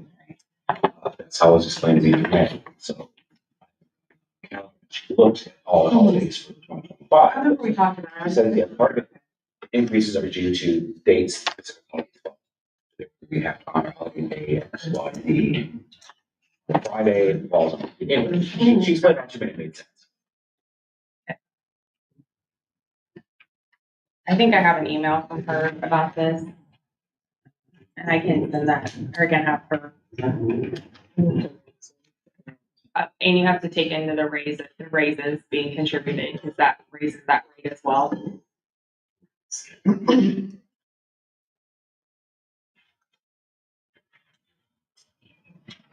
Holiday pay, so she took, the dollar rate for each airport times 10 hours times 16 holidays that in that year. So that's how she came up with the, amounts that she did. It does look like that in the past, we had only been paying out 8 hours. But our code says that they're to receive 10. So that's why it was changed. So that, yeah, Because they only work 10 hours. It's 1% right there. 8 to 10, yeah. So Ty, do you have any idea why it's 10 versus 8 or why that changed? We work 10-hour shifts. We work 4 10-hour shifts for work week. So when we have a holiday, you have to work 10-hour shifts? I mean, we're open there's only 3 holidays that we're closed. Got it. Airport's closed. Okay. It makes sense. It goes back to, we have to pay holiday pay based on the regular scheduled shifts. We had this discussion like 2 years ago regarding ambulance, regarding communications, other people that work 10, 12, hour shifts. Remember, we had this whole discussion basically around ambulance. It was the big discussion because they work 24-hour shifts. So we're back to how do we pay holiday pay? And decided we have to pay them per their regularly scheduled shift. Ambulance gets 12 hours. The other thing I will say is I've had a lot of discussion with Devin on April and overtime, salaries, and holiday stuff. And the other thing that I've learned is that pretty well what's occurring this year's budget is the old stuff's being thrown away and they're starting from kind of scratch. And they're just kind of looking at what and in the past, the numbers were looked at. Okay, we spent this much last year, get down in the weeds and recalculate it. So, my outside the box looking in is they're realizing that they're gonna have to own up these numbers next year. They can't blame it on anybody else. So they're taking ownership in it by going back to square one and recalculating it and being able to justify it. And I applaud them for it. It's a lot more work, but I applaud them for doing it. Any other questions on leasing fine expenditures? We're almost to a break and we get through Grand Blaze. Grand Blaze revenue. I have my revenue one and my expenditure one, first of all. Go into aviation fuel, jet fuel, propane, and jet fuel. There again, it's not really jet fuel. Propane is jet fuel tax, is what I understand is correct, Carrie? Yes. Okay, so that should be taxed. But anyway, we're looking at revenue of 126,000. And you buzz over here to expense and you look at resale, which is your 76,500, and you're looking at expense of 132,009. So it's costing us $132,900 to make 126,000 in revenue. We're losing money, or or the other thing that could happen. I thought about this last night, to be honest. Are we projecting a load of fuel that we're going to pay for and not getting? I don't know, but That's basically just the budget is just a pot of money yeah. that I'm purchasing fuel from. So if you look at the actual, like 24 actual right now. Yeah, if you look at the actual, we're Ty, what is it, you have a kind of a benchmark per gallon that you try to charge Well, I know over and that- above our cost. Yeah. What is that? It's $1 a gallon. yeah, I know $1 we're making money. I'm sure And it's I being know- made, but the budget is not reflecting it. There's something in a number somewhere or another that's not reflecting it. So I'm sure we're making money. It's just, Ty, do I need to take that aviation fuel down from 100 to 65,000 to be better in line with what this year's was? Either that or project that we're gonna sell. Or up your revenue? Our revenue is gonna be up. I mean, if you look at projected in 2024, we're projecting 97,000 in expense, and we're projecting 126,000 in revenue. So that's okay. We're doing, we're making money there, but you look at projection of next year, you're seeing it's gonna cost you more than so. And I realize the budget are just projections, but they're what we base, we the board here, you have to go to the bottom line and say, hey, making money or it is. So, Mhm. We will address that either on one side or the other. yeah, one side or the other, it needs to be a plus. We're making money. I would just say that if you address it on the revenue side, be cautious, based on what your report says. There's nothing to indicate that revenues are going up for either of our airports in the next couple of years. We all read the annual report. The takeoffs and landings have not only flattened, but they've actually decreased.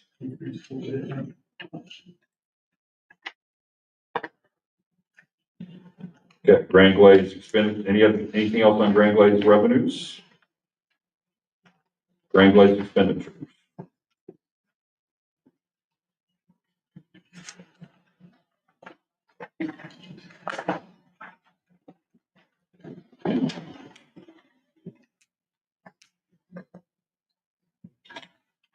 No question.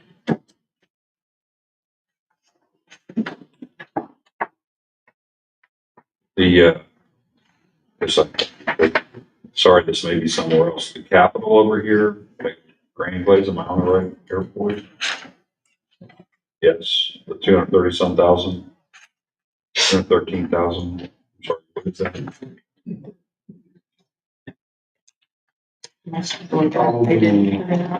that It's the, probably carryover from the master plan. yeah, that would be my guess too. Over from the master. Master plan for both airports in the 24 budget were in the airport capital. And those projects were projected to be done this year, They won't be. but are not and will not be.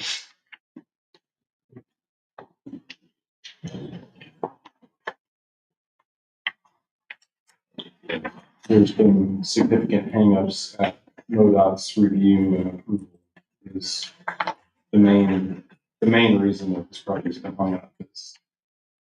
I think we waited 3 months for their approval and then didn't get anything back essentially. Yeah. So. Okay. Any other questions about expenditures on Grand Glaze? Okay, we'll move to component units, which I've about forgotten what all that is. So anyway, All the tips rolled All the up. tips. all the tips, okay, which is a net zero effect, right? I think this is the one we probably got to debate the most. Right, okay. So does anybody else have any questions on any of the stuff we've covered so far today? We're gonna take a 10-minute break. 10 minutes till 4, please be back. Not sure.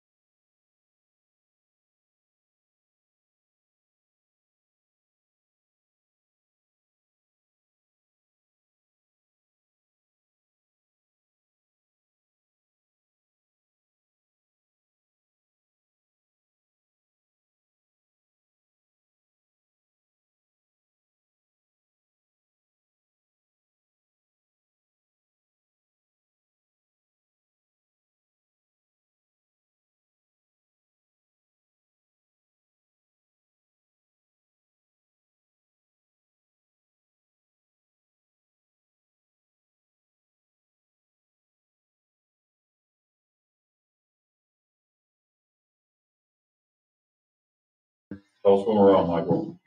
We are good to go. Okay. All right, we've seen everything, other than a list of the capital items, which we've talked about some, but we haven't actually seen on the list. I guess a couple of questions that I have to start with, and it might spark some others. Are there any capital items that were in the 2024 budget that aren't planned to be completed in the 225 budget?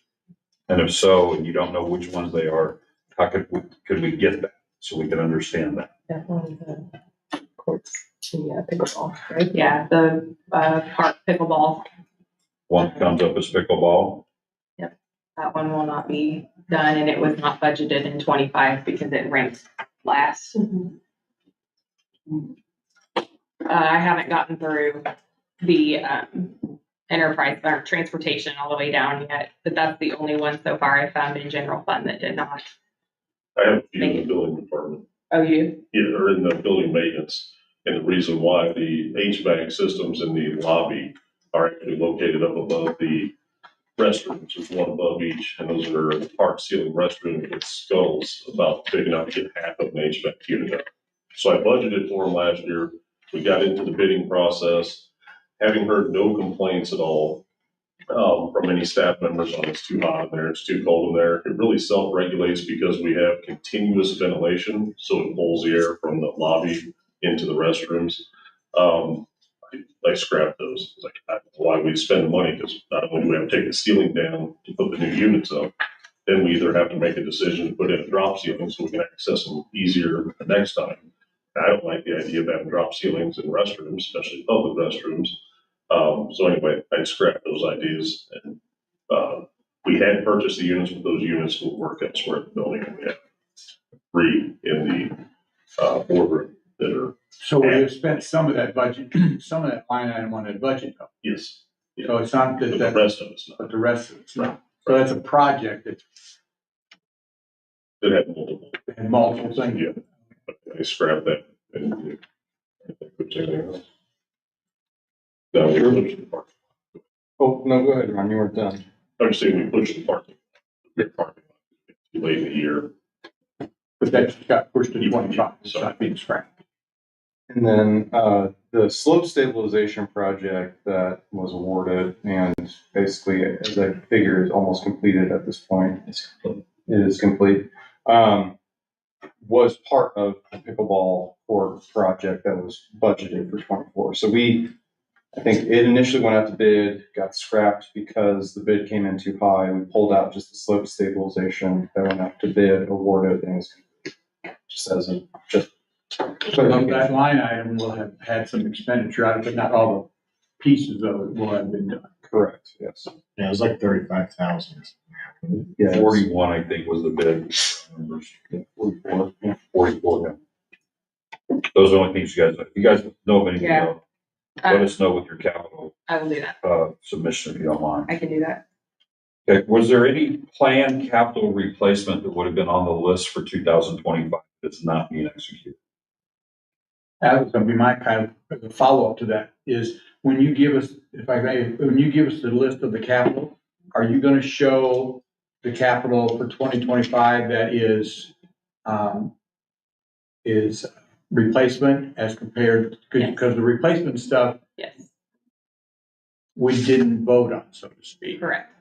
So just so we know the difference, and also while I'm asking for the moon, are you gonna be able to show us that where the money is coming from? For example, if it's in transportation, for example, and it's capital, I'm gonna know it's coming from transportation unless it's CIT. And if it's CIT where it's coming from, I'd kind of like to know that as I develop my strategies for what next step I want to do. Whether to support something or add something or take something off, because I don't know what the bottom line is, we got a lot of CT money that we need to spend. But I can't justify that further than that because I don't know what we are spending it for. So currently there's 1.4 million in there between water and sewer. So water is receiving, Can you just show us the projects that are in water that are CIT? yeah, I can do that. So I guess what I'm getting at the other side, which I don't plan on doing, is But if all of a sudden we'd say, oh, don't spend any CIT money at all, I want to know what projects would be shipped. Right. I take that back. All the CIT money that I have budgeted right now is for sewer only. So it would only be for sewer projects. Yeah, I have a difficulty with that, but I can't go further than just making that statement. And the only reason I did that is because that's what I needed to break even. That's what I needed at the time to break even. So I didn't need anything in water. I didn't put anything in water. I didn't need anything in transportation. So I didn't put anything in transportation. I only did it to make it break even. Well, just to follow, if the board wants to give more money in salaries, you're gonna need more money from somewhere. So if you get it in capital, if you can take in flat capital. Absolutely. Yep. So that would be my reasoning why I'm interested in it. Okay. Yep. I can include that, and I'll include everything that didn't make it as well. What are the questions or concerns for the process in general? Does anyone have? Those that I expressed were mine. That was my notes that I had for mine. I have some things that I would like to do that we have scratched, but I'm not sure they're scratched yet. So that information there would help me to make my next thoughts known. So let's just assume the next 2 or 3 days it definitely gets us the final information around capital. So to try to play this out, if we want to get that, consume that, kind of consume this revised budget that we received over the last few days, I realize some people have had an opportunity, others haven't, and then set a time either on the regularly scheduled meeting or set a separate budget meeting, like sometime right after Thanksgiving would be my suggestion. I think everybody needs a break from budget until after Thanksgiving. But that's just my suggestion. I'm open to suggestions. I think we should go with Devin's suggestion on this.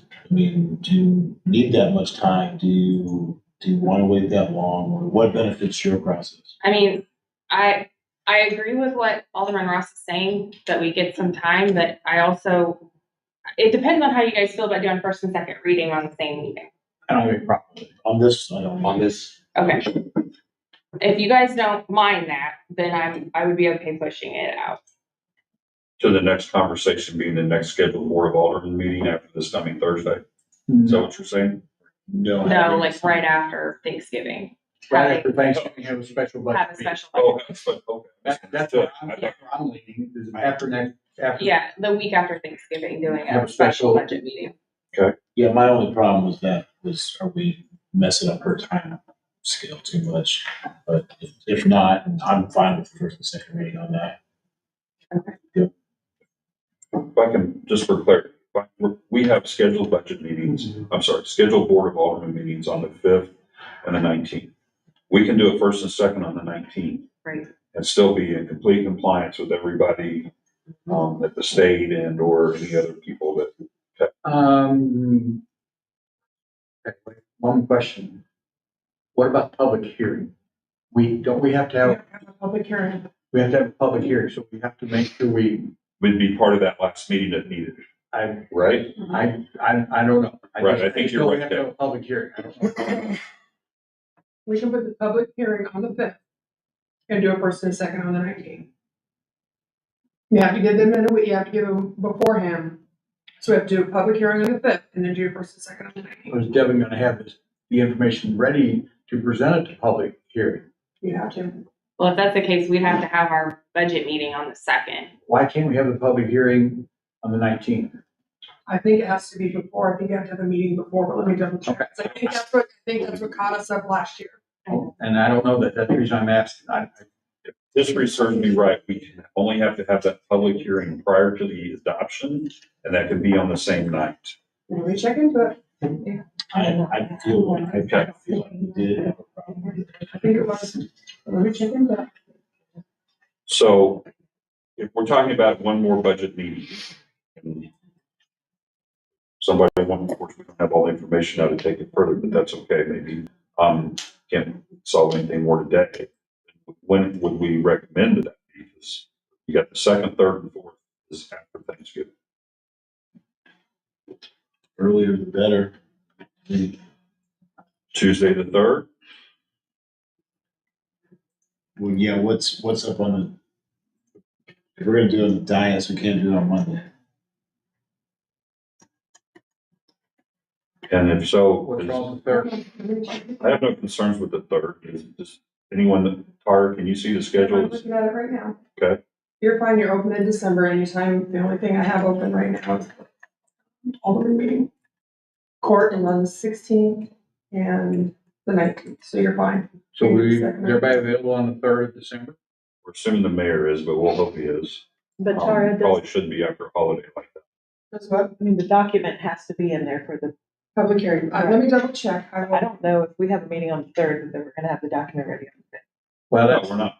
We're We not. wouldn't plan to be. Well, for the public hearing, did you Let me get? double check. I'm checking right now. While we're checking, I just want to go over a few things, the changes that I made in draft 2 in the general fund. Number 1, I eliminated 1 construction inspector. That was really the major change that I made. Can I ask a question on that? Mhm. Why would we eliminate a construction inspector versus a building inspector? Because they're 2 different departments and we already have 2 building inspectors. But do we know that we have sufficient work for both of them? For the building inspectors, How can we demonstrate that? My concern is we're gonna need more construction inspectors than we are building inspectors, to be quite honest. Well, historically, we've not had more construction in buildings. Historically, we've always had, more people in construction than we have in engineering inspectors.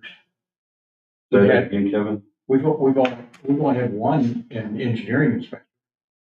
We've always We had, haven't had an engineering inspector since Cochran started doing that, from what I gather. Lloyd construction inspector, so did Brian Willie and. yeah, Well, that's been a long time. yeah, but that's what I'm saying. Historically, when we always would have 1 there and we'd have 1 plus, and up to 2 in construction. So historically, we've always,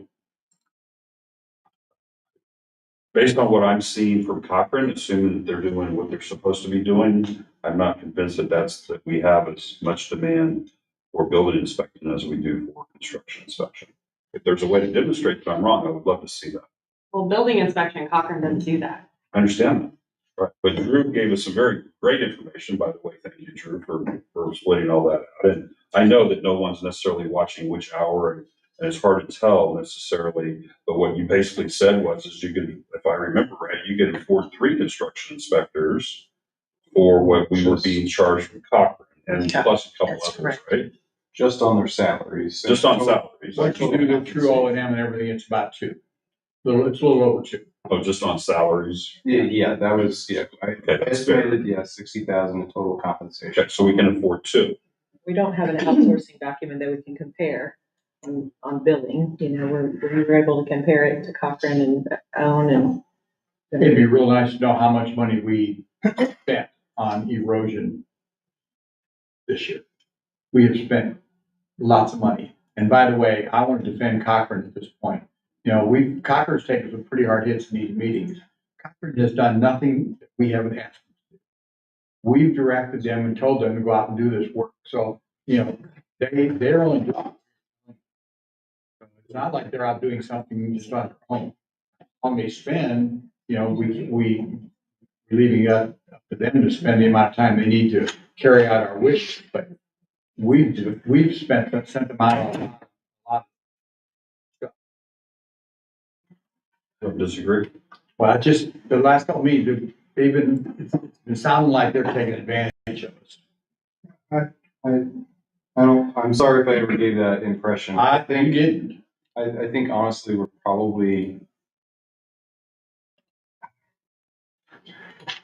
being on call and the service that they're providing the city, making sure that infrastructure is safe.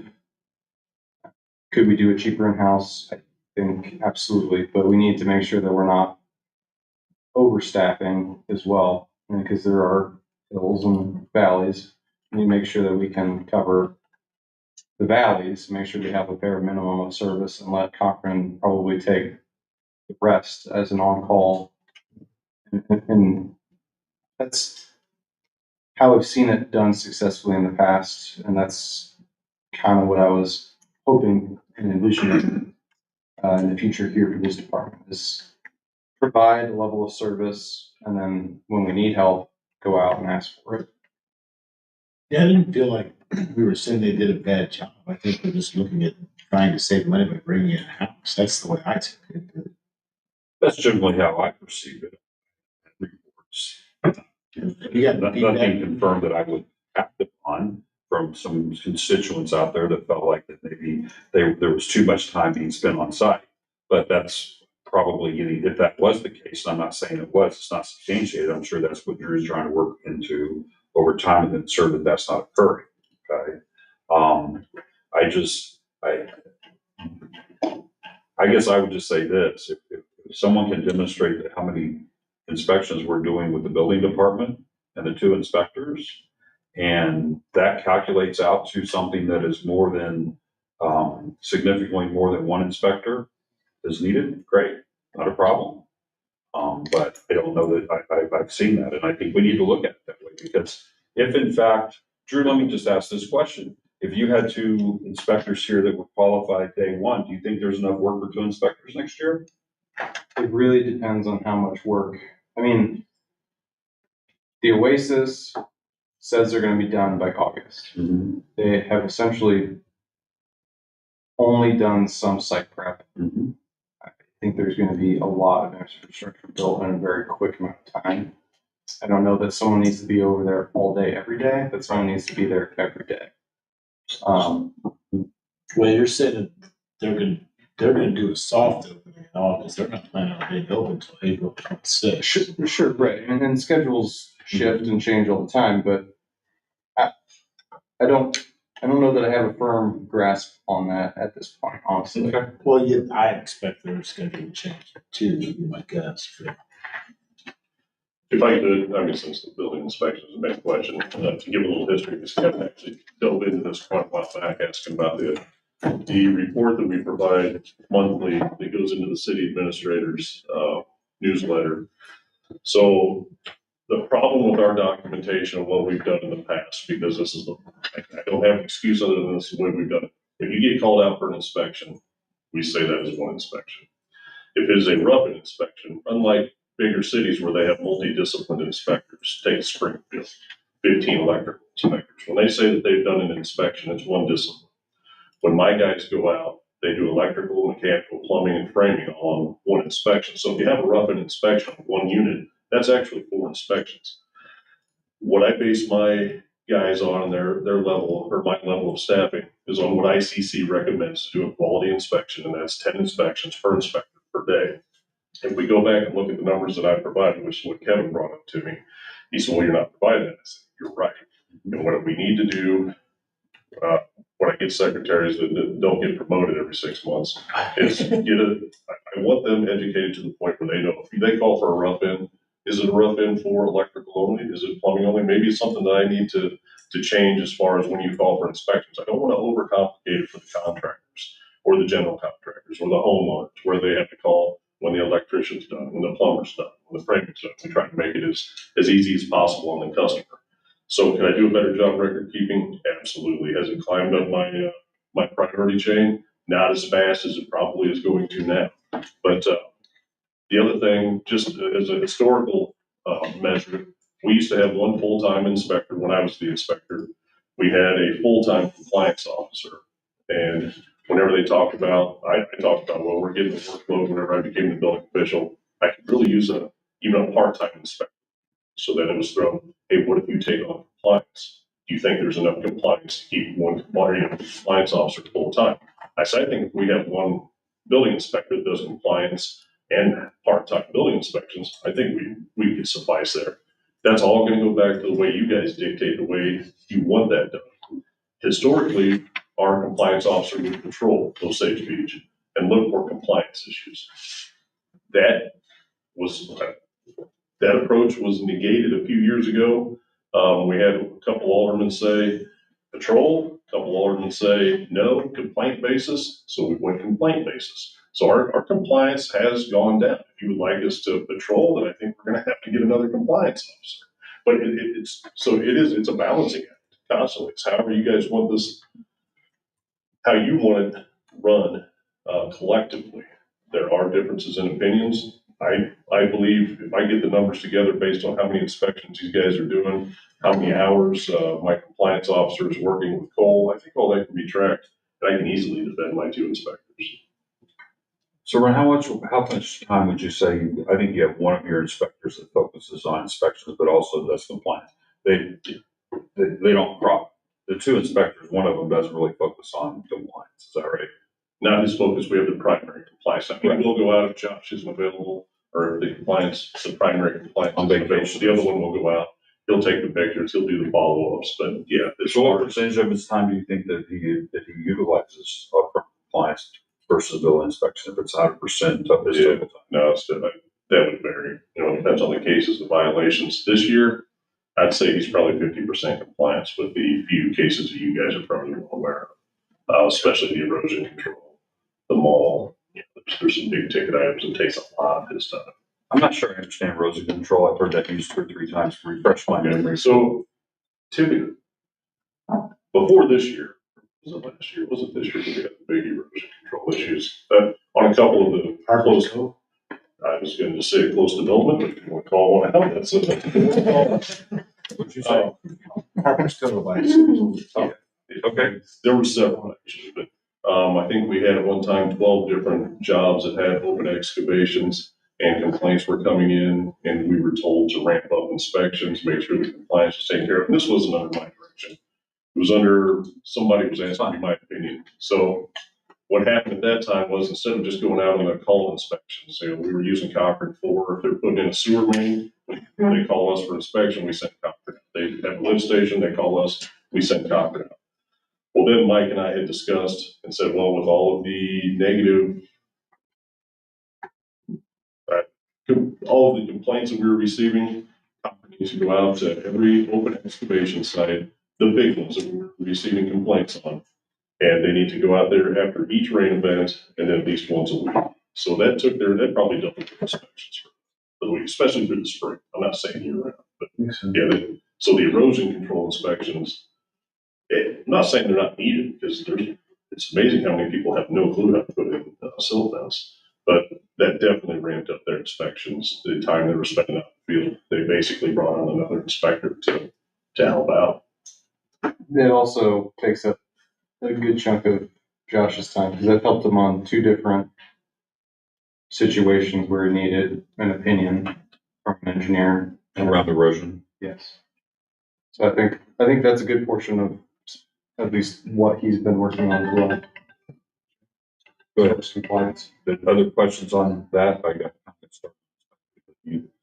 Go ahead. Sorry, I kind of got. If anybody has any questions about how many inspections they do, that's all in your budget book. So this year they're anticipating doing 1,700 inspections. So 1,700 for 2 people is. That's in the electronic file or previous budget book. And again, I want to clarify that according to ICC, that's not the total number of inspections because our rough we don't send out electrical inspectors, plumbing, and structural. We send one guy out to do inspections. So like in Sedalia, even though one guy did it, we still log them as individual inspections because we had separate permits. I don't know if do you guys do electrical, mechanical, plumbing permits? All under one. So each inspection was entered. And so yeah, I had 4 building inspectors in Sedalia. So Just clarify something. Is Josh out there in a patrol or complaint basis right now? Now, if you call him out on something and he sees something flagrant, something, especially obviously if it's a safety item, he calls it, he addresses that as well. Almost like an OSHA response. Well, I just want to ask this question, and I don't know if this really applies where we're at, but the bull, was that a complaint issue? I can't tell you that. I don't know. That's not my, that's a sign ordinance, which is under Carrie's purview. I don't have any problem with inspectors in the building department. I don't think there's a problem with that.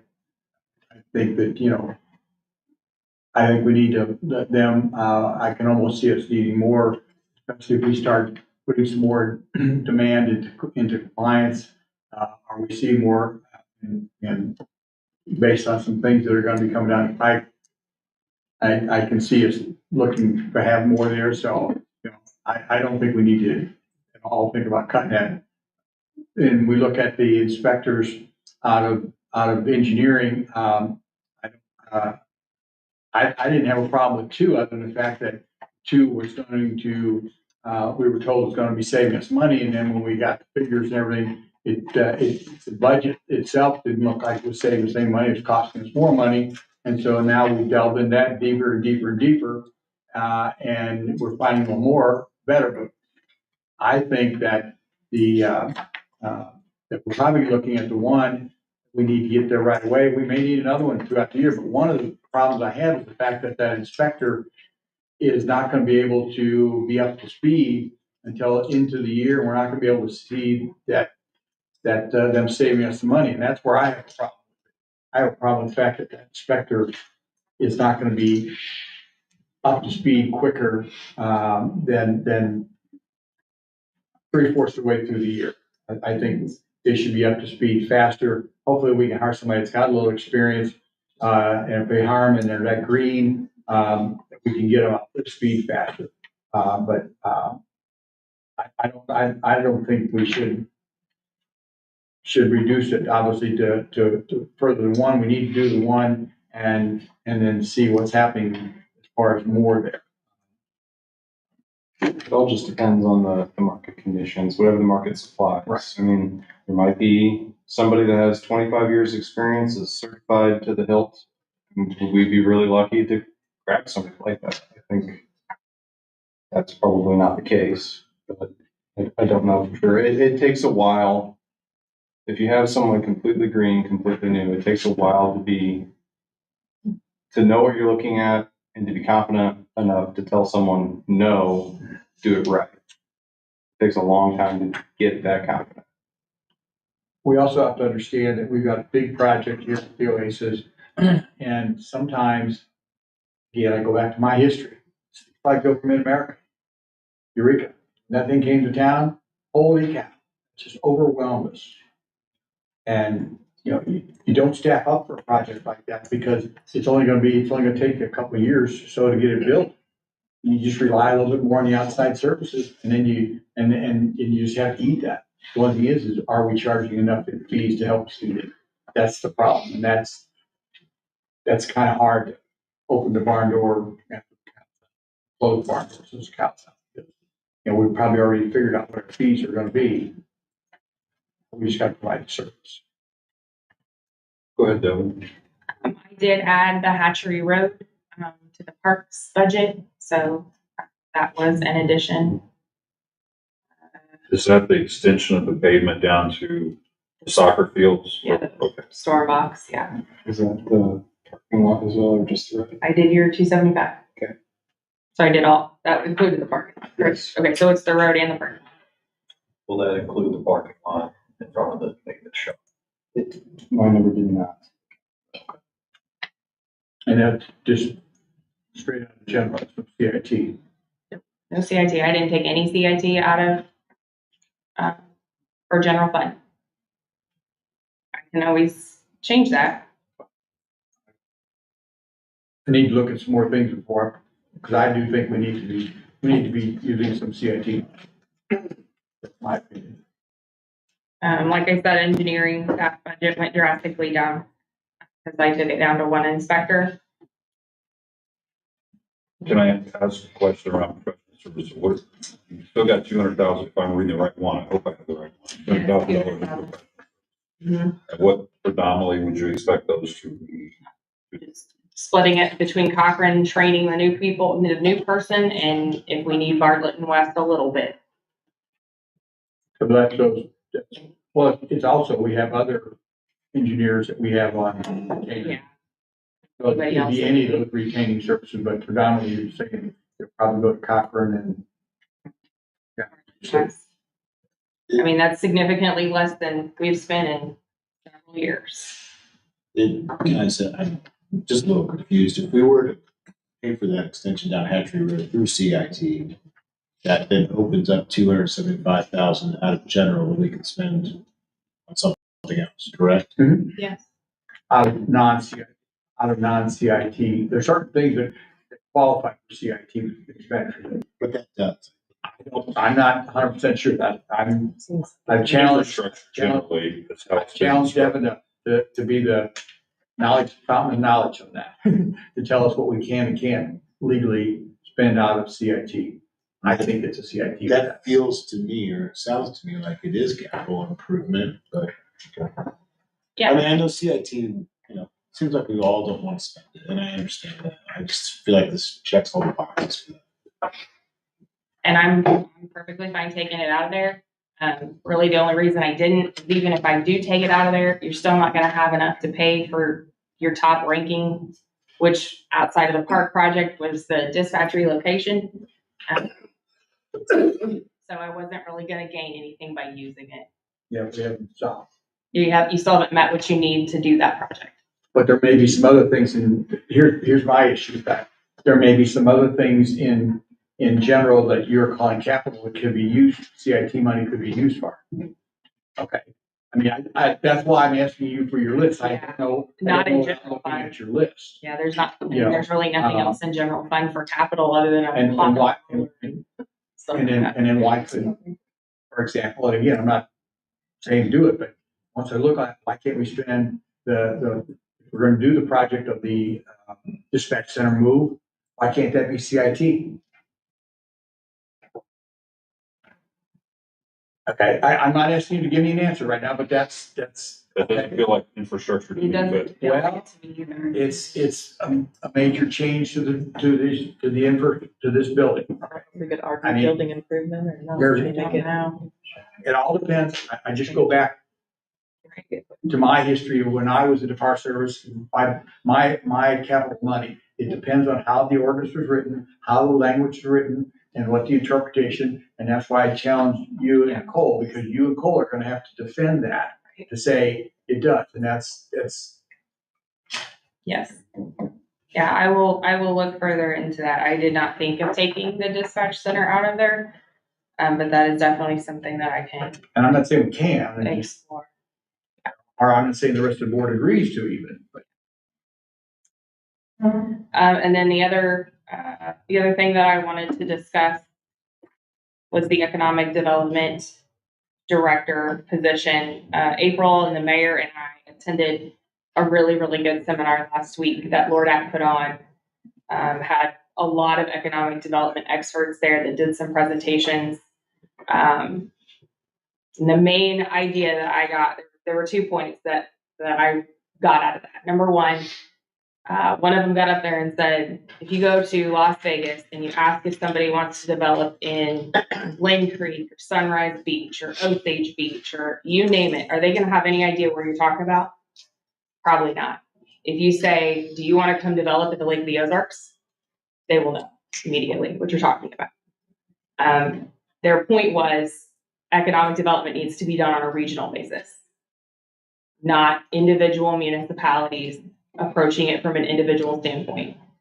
LORDAC, Harrison Fry, and Heather Brown both talked, and Casey Cloak, all three of them talked about how they're willing to come talk to the board about this approach and how they're trying to ramp up economic development on a regional standpoint instead of they feel like they've been kind of stagnant and they're wanting to change that. I also, Jamie Rutledge was listening to our meeting the other day, and she came to me the next day and said, I have ideas of things that we can do. So again, I would ask if you guys are still 100% about this position, or if this is something that we could consider helping LORDAC approach this regionally. And if maybe we could give Jamie a little extra, give her a year and see what kind of marketing she could do. If you noticed in the personnel list, employee pay plan, I changed the name of it to marketing and development director. Because economic development director just didn't seem like what you guys were looking for. You were looking for somebody to market our community and help business and development locate within our community. So I didn't call it an economic development director. I called it marketing and development director. Marketing and development director. So I'm curious to hear what your guys' thoughts are and if that's still something that we want to move forward with here, if we want to have LORDAC come do a presentation on their proposal on how we can move this to a regional approach so we can help the entire Lake of the Ozarks. What are your guys' thoughts on that? Who wants to go first? I have no faith in LORDAC, so You what? I don't have any faith in LORDAC, at least not for what we do in Osage Beach. I like Harrison Fry, I like LORDAC. They do some stuff for the Lake of the Ozarks, but we're not, with the loss of Tri-County lodging, I just don't think regional is gonna work. And if you get an economic developer in here who just gets 3 or 4 more fishing tournaments, they just pay for themselves through taxes. Well, I want to touch base on the TCLA thing. The only thing that I saw the TCLA did was do some billboards and some website hits. I mean, they were not really that far reaching. Yeah, I'm not saying they were the world's greatest at it either. So, I mean, I'm not saying it's not a loss, but I'm saying Jamie can go get some billboards. Wait a second, you're only talking about the $25,000 we Yes, spent. correct. You're not talking about the whole TCLA. No, I'm talking about what we paid for. Justin's over here talking about the whole organization, I think.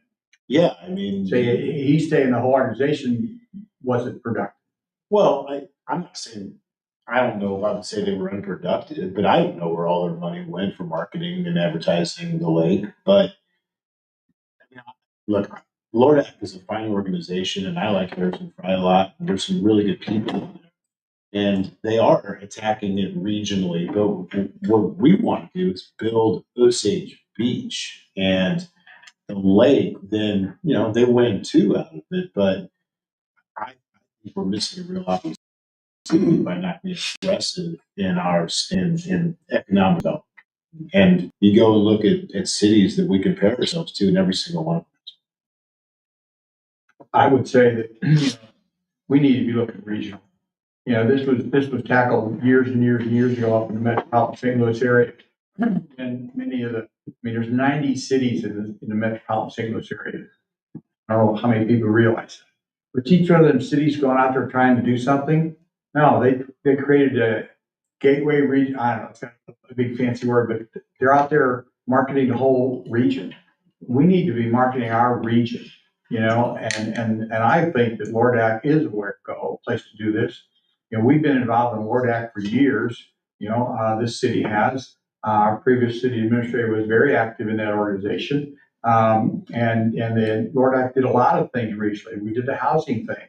And I think that I support 100% this. I went against the economic development position here because I don't think that's the right way to spend the money. I think the money needs to be going on a regional basis. And I concur with what Devin's saying. When you talk to people, the Lake of the Ozarks, they know where that's at. They don't necessarily know where some of these lower communities and stuff. I think we should be doing it regionally. We are going to be the ones that are going to benefit by regional stuff because we have more hotels and housing stuff. We get the other area around here to participate, especially financially. We can really do a whole lot. And I fully support that, doing it on a regional basis. TCLA did a lot. I had opportunity to not just be on the outside, but be on the inside because I delivered some of their books and stuff. And it's just amazing if you see where their advertisement went to and all the places it goes all over the place. I spent hours, boxing up their magazines and sending them on boxes all over the place. And it was just appalling to me, the amount of advertisement that they do for the lake.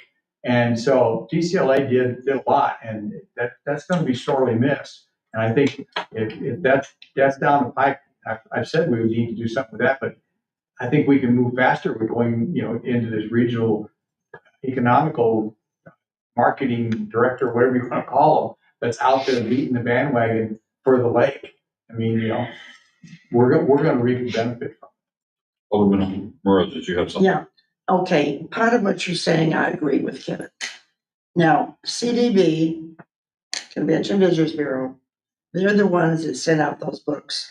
TCL, some of the money that we got from, they did from TCLA was CDB used that. In another year or two, with Tri-County not being in existence, there will not be CDB. And that's putting it bluntly within these walls, which, yes, we need something for the entire Lake of the Ozarks. I totally agree. Lower deck is a good avenue to do that.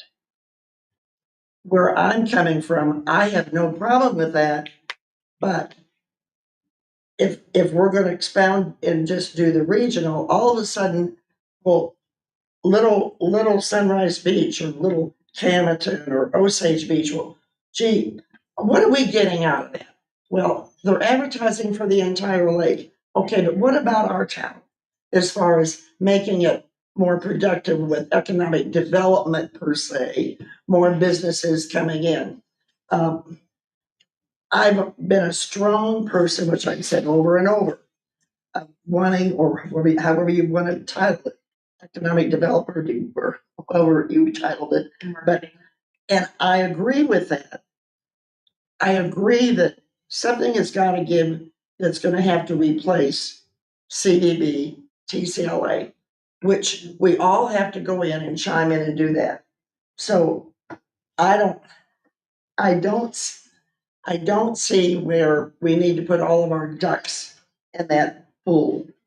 I'd like to have something that we're going to help our town. And that's, I don't know how, just split it up. That's what Deb said. Yeah. She suggested. One at a time. Say what? We're gonna go one at a time on this because I'm not gonna watch this go back and forth. Did you have anything else you wanted to say on that subject? Oh, I will. Go ahead. Okay, who's next? Bob? I have very little to say. I think I'm very clear with my thoughts on this subject since day one, when I was one of the people that pushed this position. So I have not faltered in my opinion on it whatsoever. We need a full-time economic development specialist for the city of Osage Beach. I talk about this on a daily basis, so. Celeste, do you have anything on that? Okay, I'll just say this, and Kevin, you may have some follow-up, but try to give everybody a chance to these tough ones. This, let me start with Lordex. Lordex's a wonderful organization, but they have limited to basically no resources. They're a volunteer organization, basically. And so their impact is minimal. What they do with what little resources they have, help. There's no doubt about that. I think their impact is what at least myself expect. Do I think it would be much better if we could do this regionally? Absolutely, without a question. That's never happened before, and I don't think it's ever going to happen again in my life. Because there's no indication that anybody in this area wants to work on any common good. It's not a shot at anybody in particular, but I just have never seen it. Lordex struggles to, the last I was involved in it, to have $25,000 a year in revenue. What are you going to do from an economic development standpoint with $20,000 or $25,000 revenue? Now, it's been a few years, but last I checked, it was in that ballpark, if not less. All right. So then to piggy onto that, I went to MHDC. I'm saying the wrong letters. I got the wrong acronym.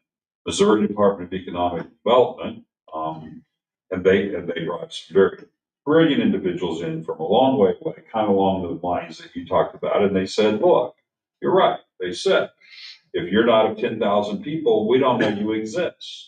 Okay. But they said one other thing too. And they said your 80% of your economic development efforts should be focused on your existing industries. What are your existing industries? Well, there's one, Jim. It's tourism. Okay. And no one's working. Okay. And if we don't want to work on that, I disagree. I think we should. I'm with Bob. I have not wavered on it either. 2 or 3 years from now, it may be a situation where it was not worth the investment. My original comment on this back in 2018 was, is we keep dipping our toes in the water, we're either gonna get in the pool or get out. Really, I mean, I think we should get in the pool and see what happens. But if nobody wants to even give it a shot, fine. But I can tell you, if you want this, if you want to do the same thing over and over and expect a different result, it's the definition of insanity, and that's exactly what Lordec is. And that does not mean they're insane people. They're wonderful people. With what little bit of resources they have, they do a wonderful job. But they can't get anything significantly done. Okay. And I think some of us here want, Kevin, go ahead. Which is saying that, it sounds like to me that Devin has presented an approach to both of them, and that's kind of what I indicated early on, that we needed to put some funds towards this regional situation. And no, Lord doesn't have enough money to do it, but if enough cities would step up, and I'm not saying they will. Bingo. You know, Bingo. But Lord happens to be the only vehicle that I see that we have in place. Now, we don't have another vehicle in place in our community. We could create one. That's going to take a lot of time stuff. So if we could use Lordak as a vehicle, so to speak, to be able to create that ability to provide a regional economic direction person type thing, and get the other cities, other entities to be able to come up with some funding, and put their money up there. And then we could take the same amount that we are budgeting right now and take a piece of that, and I'm just gonna pick a number, take 3/4 of it and throw it at Lordak, and get the other cities to throw some money at it, and take 1/4 of it and throw it at doing some of our local stuff, our own stuff. Again, you said, let's try it. We have a person here that says that they feel like they could do that on just for our city, which is Jamie, okay? So we do some local stuff, or some things that'll be our bandwagon, but then we do some regional stuff. Because I think the regional thing is we just need to do the regional stuff. I think we need to try to do that. Go ahead, Phyllis. I agree, but you were commenting to have the other towns around the lake, if they're all gonna pitch in as well. Here we're, CVB is still in existence. And basically, they're the umbrella, as we know, for the entire lake, right? And they've been doing the marketing, they've been doing that along with the TCLA funding. Now, without TCLA, the CVB is looking for another avenue. Fine. So if they go to Lordak and say, hey, if we get Lordak to help us with the entire lake, but that's okay as long as the individual towns. And I can remember back when we were looking at Chamber of Commerce's.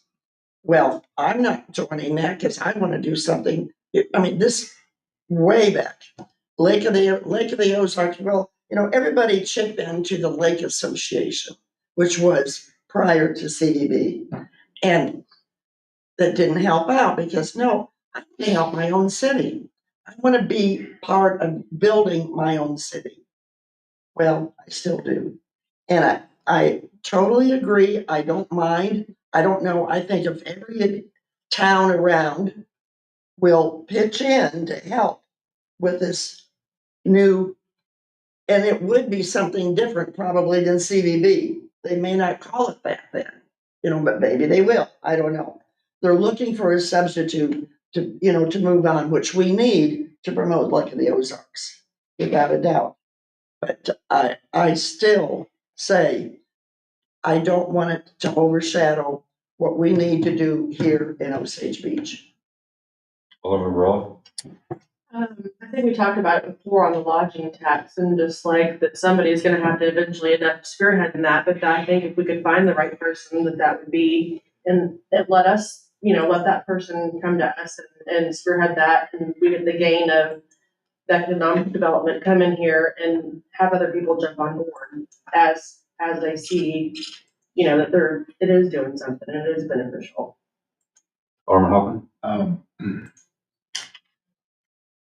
So I would like to see an economic developer come in and have that person working with Lordak, working with whatever the next entity comes. And there is going to be another entity. I don't know if it's gonna be named TCLA or if it's gonna be named CDD. I know myself and a few other people that I won't name have been behind the scenes working on this to try to find an avenue to do that. But if you're gonna rely on the other cities in the county, I don't think we're in a position to wait for them to do this. So of We've all, been there, done that. of all the positions that have been out here, I have that ranked number 2 behind deputy clerk. So that's my stance on it, and I'm not gonna change my opinion on that. Good. I would rather earmark money in a development plan that I know is going to benefit the city as soon as we can get that position filled. You bring up some good points, but we're talking theoretical scenarios. And with no time frame, i.e., yes, maybe some other organizations can come and take over the role of CVB or TCLA. We don't know that.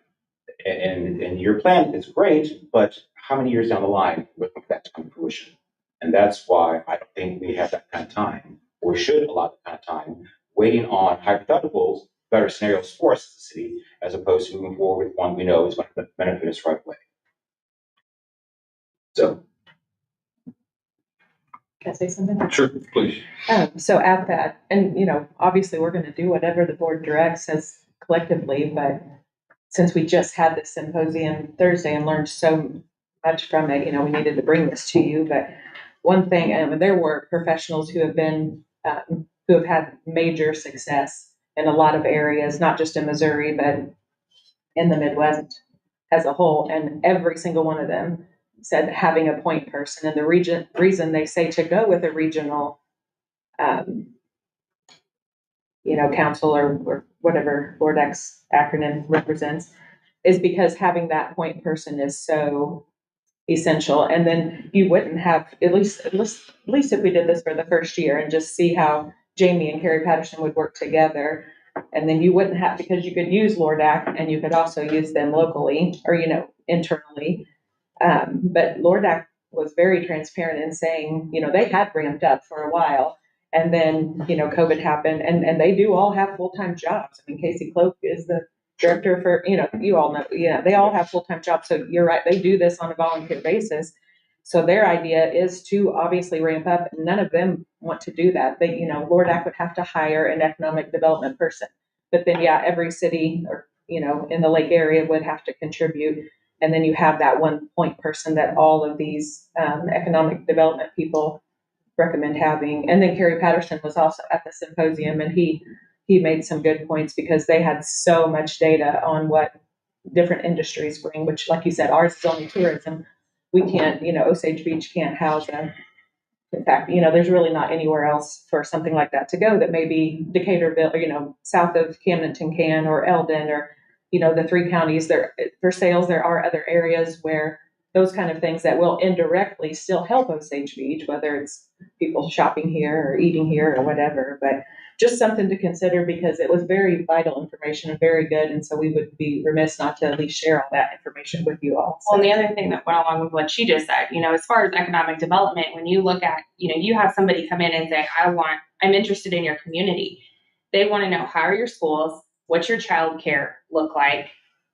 What's your housing? What's your cost of living? Well, they may not like necessarily the school in Osage Beach, or we may not have childcare, but Camdenton does, and Sunrise Beach does, and Lake Ozark does. And so that helps, we don't have it in this community, but it's within 10 miles of here. We can meet your need for your employees, because economic development isn't just retaining a business. You have to take into consideration they're going to live here and they're going to work here and their kids are going to grow up here. And that involves a lot more than just, here's a building and you can put your business in it. So taking into account those childcare needs, that's one of the biggest ones they talked about, was childcare is a huge detriment right now. But what's your cost of living, and how, what is your revenue base, and having that from a regional standpoint, that person can say, well, it's not in this community, but it's within 10 miles of you. And then there'll be a little more where if we have somebody here, well, we don't have that here. Well, you're off the list. With all due respect, I don't think it works that way. I worked with on LORDAC what they were called locators, excuse me. And they said that at the end of the day, you're going to have people that kind of come to your town and you don't have the exact thing that you need, but you're going to get it into your community. But you need somebody that they can depend on for that information. And if someone comes to here, hear me out, you guys may not like this, but if somebody comes here and wants to have all these things, and we go, no, but Eldon's going to have some, and Sunrise Beach may have some, and Camden may have some. All those people are coming to Osage Beach to shop. So as that community grows, there's no doubt that there is no way that you're going to hire somebody. If somebody has this impression, I never have. You're going to have somebody that is an economic development director for Osage Beach that will, just by osmosis, is going to help other people around our area. There's no doubt about that. So I'm going to ask this question, okay? What do you all recommend? Do you recommend that we take $75,000 or $100,000 and hand it to Lordet? I would recommend that you let Lordet come in and tell you what their strategic plan is. Because that's one thing that they made clear, that they had a plan of how they're wanting to make this not a volunteer basis anymore. They're wanting to make it an actual office. Did you get any indication when they might be able to complete that? I did not ask, no. They But presented that at the meeting we were at. They presented a basic overview of that at the meeting we were at. A number of board members were there when we got a presentation, when we got an award. And the reason I asked that, and I apologize for being direct, but those were in 2017 and 18, when I was involved with Lordet trying to make something happen, they had the same strategic plan. They have been looking for someone to be able to hire for as long as I can remember. Phyllis, you probably remember longer than I do, okay? And I appreciate the fact that they have a strategic plan, okay? But they haven't been able to do that for 10 or 15 or 20 plus years, okay? God love them for trying. I applaud this. I do. And some of their work that they do on a daily basis ties into economic development. So their employees, whoever that may be, the chamber or the city or whatever, allows them to get involved. But the one thing that they've never had is somebody on point that they can represent the area. And Richard, they presented that to us. For those of us that they presented that, I forgot about it, they presented it. And they have a plan, okay? I don't know if it's 2026, 27, but they have a plan. I don't know if they're gonna be able to pursue it and get everybody to agree to come on board, but they do have a plan. I don't know, and they have a time frame, and a time frame, yes, I think is probably not gonna be what this board wants. It's a time frame of, Year or two, oh, I think, if not I more. think 26, 27. Yeah, a year or two, yeah. We can sit here and talk strategy and regional stuff blue to our face. The board has already put this position in. Why it hasn't already been filled, I don't even understand. So my vote is not going to change. Again, I have said that it's the second most important position that we're going to add, and I think that it needs to get done. we just felt would like you like a straw poll? Would that help? I think it's clear. Was it? Okay. we just wanted to provide you the information that we learned. That's appreciated. That's all we're trying to tell you. And kudos to you for coming up with Thank you. alternate plans, but Right. I don't believe that those meet the need that we as a board see for right now. Go ahead, Bob. Or I'm sorry, go ahead. Alderman Rucker. As we move We'll forward get there. with this, that you know my position, but anyway, as we move forward with this, it sounds like general consensus of the board is to do that. Are you going to use the same job description that was originally created? Because that was a bone of contention. And you and I had some private conversation on it, and I just want to, so that you don't get down the road with, and then all of a sudden have some problems, so. My idea is to review it and take what I learned last week, make sure that they know how to, that one of the main points is business retention. Pay attention to the businesses you already have, take care of them. I want to make sure that some of those key points are in there. But I will definitely review it before I would ask that you Yeah. have either give that out to the board before that goes out, because there was a lot of discussion spent with this board to create that job description and to make sure there were some things in there that the board wanted. Absolutely, I can do that. We had already discussed changing that job description on the dais, I believe, a few weeks ago. Because we thought, well, I personally thought it was too restrictive on the qualifications. And Yeah. I know Deb and I have had private conversations about this as well, of The job description states you must have a bachelor's degree in these 3 specific areas. We said, no, figure that out. Find people, experience will trump a degree any day. And we said, make it more, expand on the qualifications, expand on what the minimum requirements are, because I thought maybe that's why the job is not filled, because we're pigeonholing, you must have a degree in hospitality or business management or whatever the 3 work. So we The did job just. is not been filled because it was never put out there. Hasn't been advertised, but. Never been Am I advertised. wrong? It hasn't been advertised for several months, correct? No, it was never put out there. So I will just say this, and if anybody, if you need any more feedback, fine, but one, I would recommend, for lack of a better term, start from scratch on the economic development job description, okay? Reach out to folks outside of this area, but, St. Louis area, Branson area, Kansas City area, whatever, and get a perspective on this, because I think that was one of the challenges in the way this whole thing started is that there were differing opinions on what the qualifications and what the knowledge base and so forth were supposed to be. So let me ask this question. Do you need more feedback on economic development? No, Okay. I got it. What else would you like to discuss? That was it. That's all the major changes I made on the general fund. So. And Targ, did you ever, yeah. Yes, I did. So I called Stuart Haynes up at MML. It is not required by the MML or statute to have a public hearing. It's something that either municipalities can do, but yes, it is in our ordinance that the mayor and board shall adopt an annual prior budget the first day of fiscal year, and a public hearing shall precede the adoption of the budget. So you can have it all on the same day. All right. So do we want to tentatively schedule another budget meeting then? Why don't we get to do it? Like 5? So the first question I'm going to ask is if I think we want to have that before the next Board of Aldermen meeting, right? Mhm. Okay. The 3rd. So the 3rd, is there anyone that isn't available on the 3rd? Let's just start with the date before we start with the time. Is that a Monday? Tuesday. Oh, okay. All right. Yeah. Especially for those of us that aren't retired or so forth, what time are you guys available? What time can you make? Because we've done an awful lot of early meetings, and I know that's put some pressure on folks at times. Tuesday's got stuff that we had. Don't have my calendar from me. The first Tuesday of every month, I'm trying to remember what events I attend on behalf of my company. It's what? Oh, is Monday better? What it is. I do a lot of that stuff. So first Tuesday, third Tuesday, first Friday, there's part of my job is I do marketing PR for companies, so I have to attend these certain events every month. So do you have any scheduled conflicts on either Monday or Tuesday, the 2nd or 3rd? No, Monday or Tuesday. Wednesday's better. Monday I could do. Does anybody other than I know the Dias made, is that a time that You're open all week. Oh, yeah, the court's not. okay. We can do Monday the 2nd?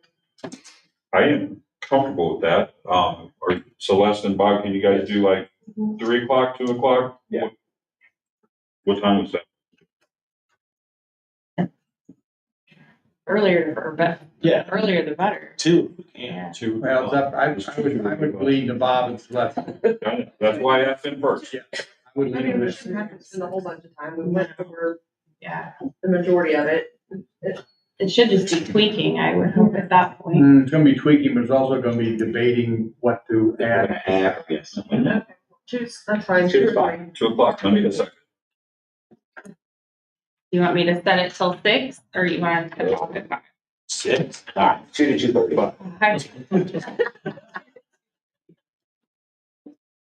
What time is City Hall?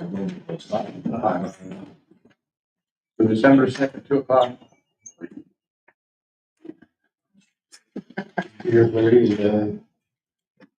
All right, is there anything else that anyone else needs to bring up at this point? I just need one more motion. I'll make it. Motion to adjourn. Motion to adjourn. Second. All those in favor? All right. Thank you. Have a wonderful.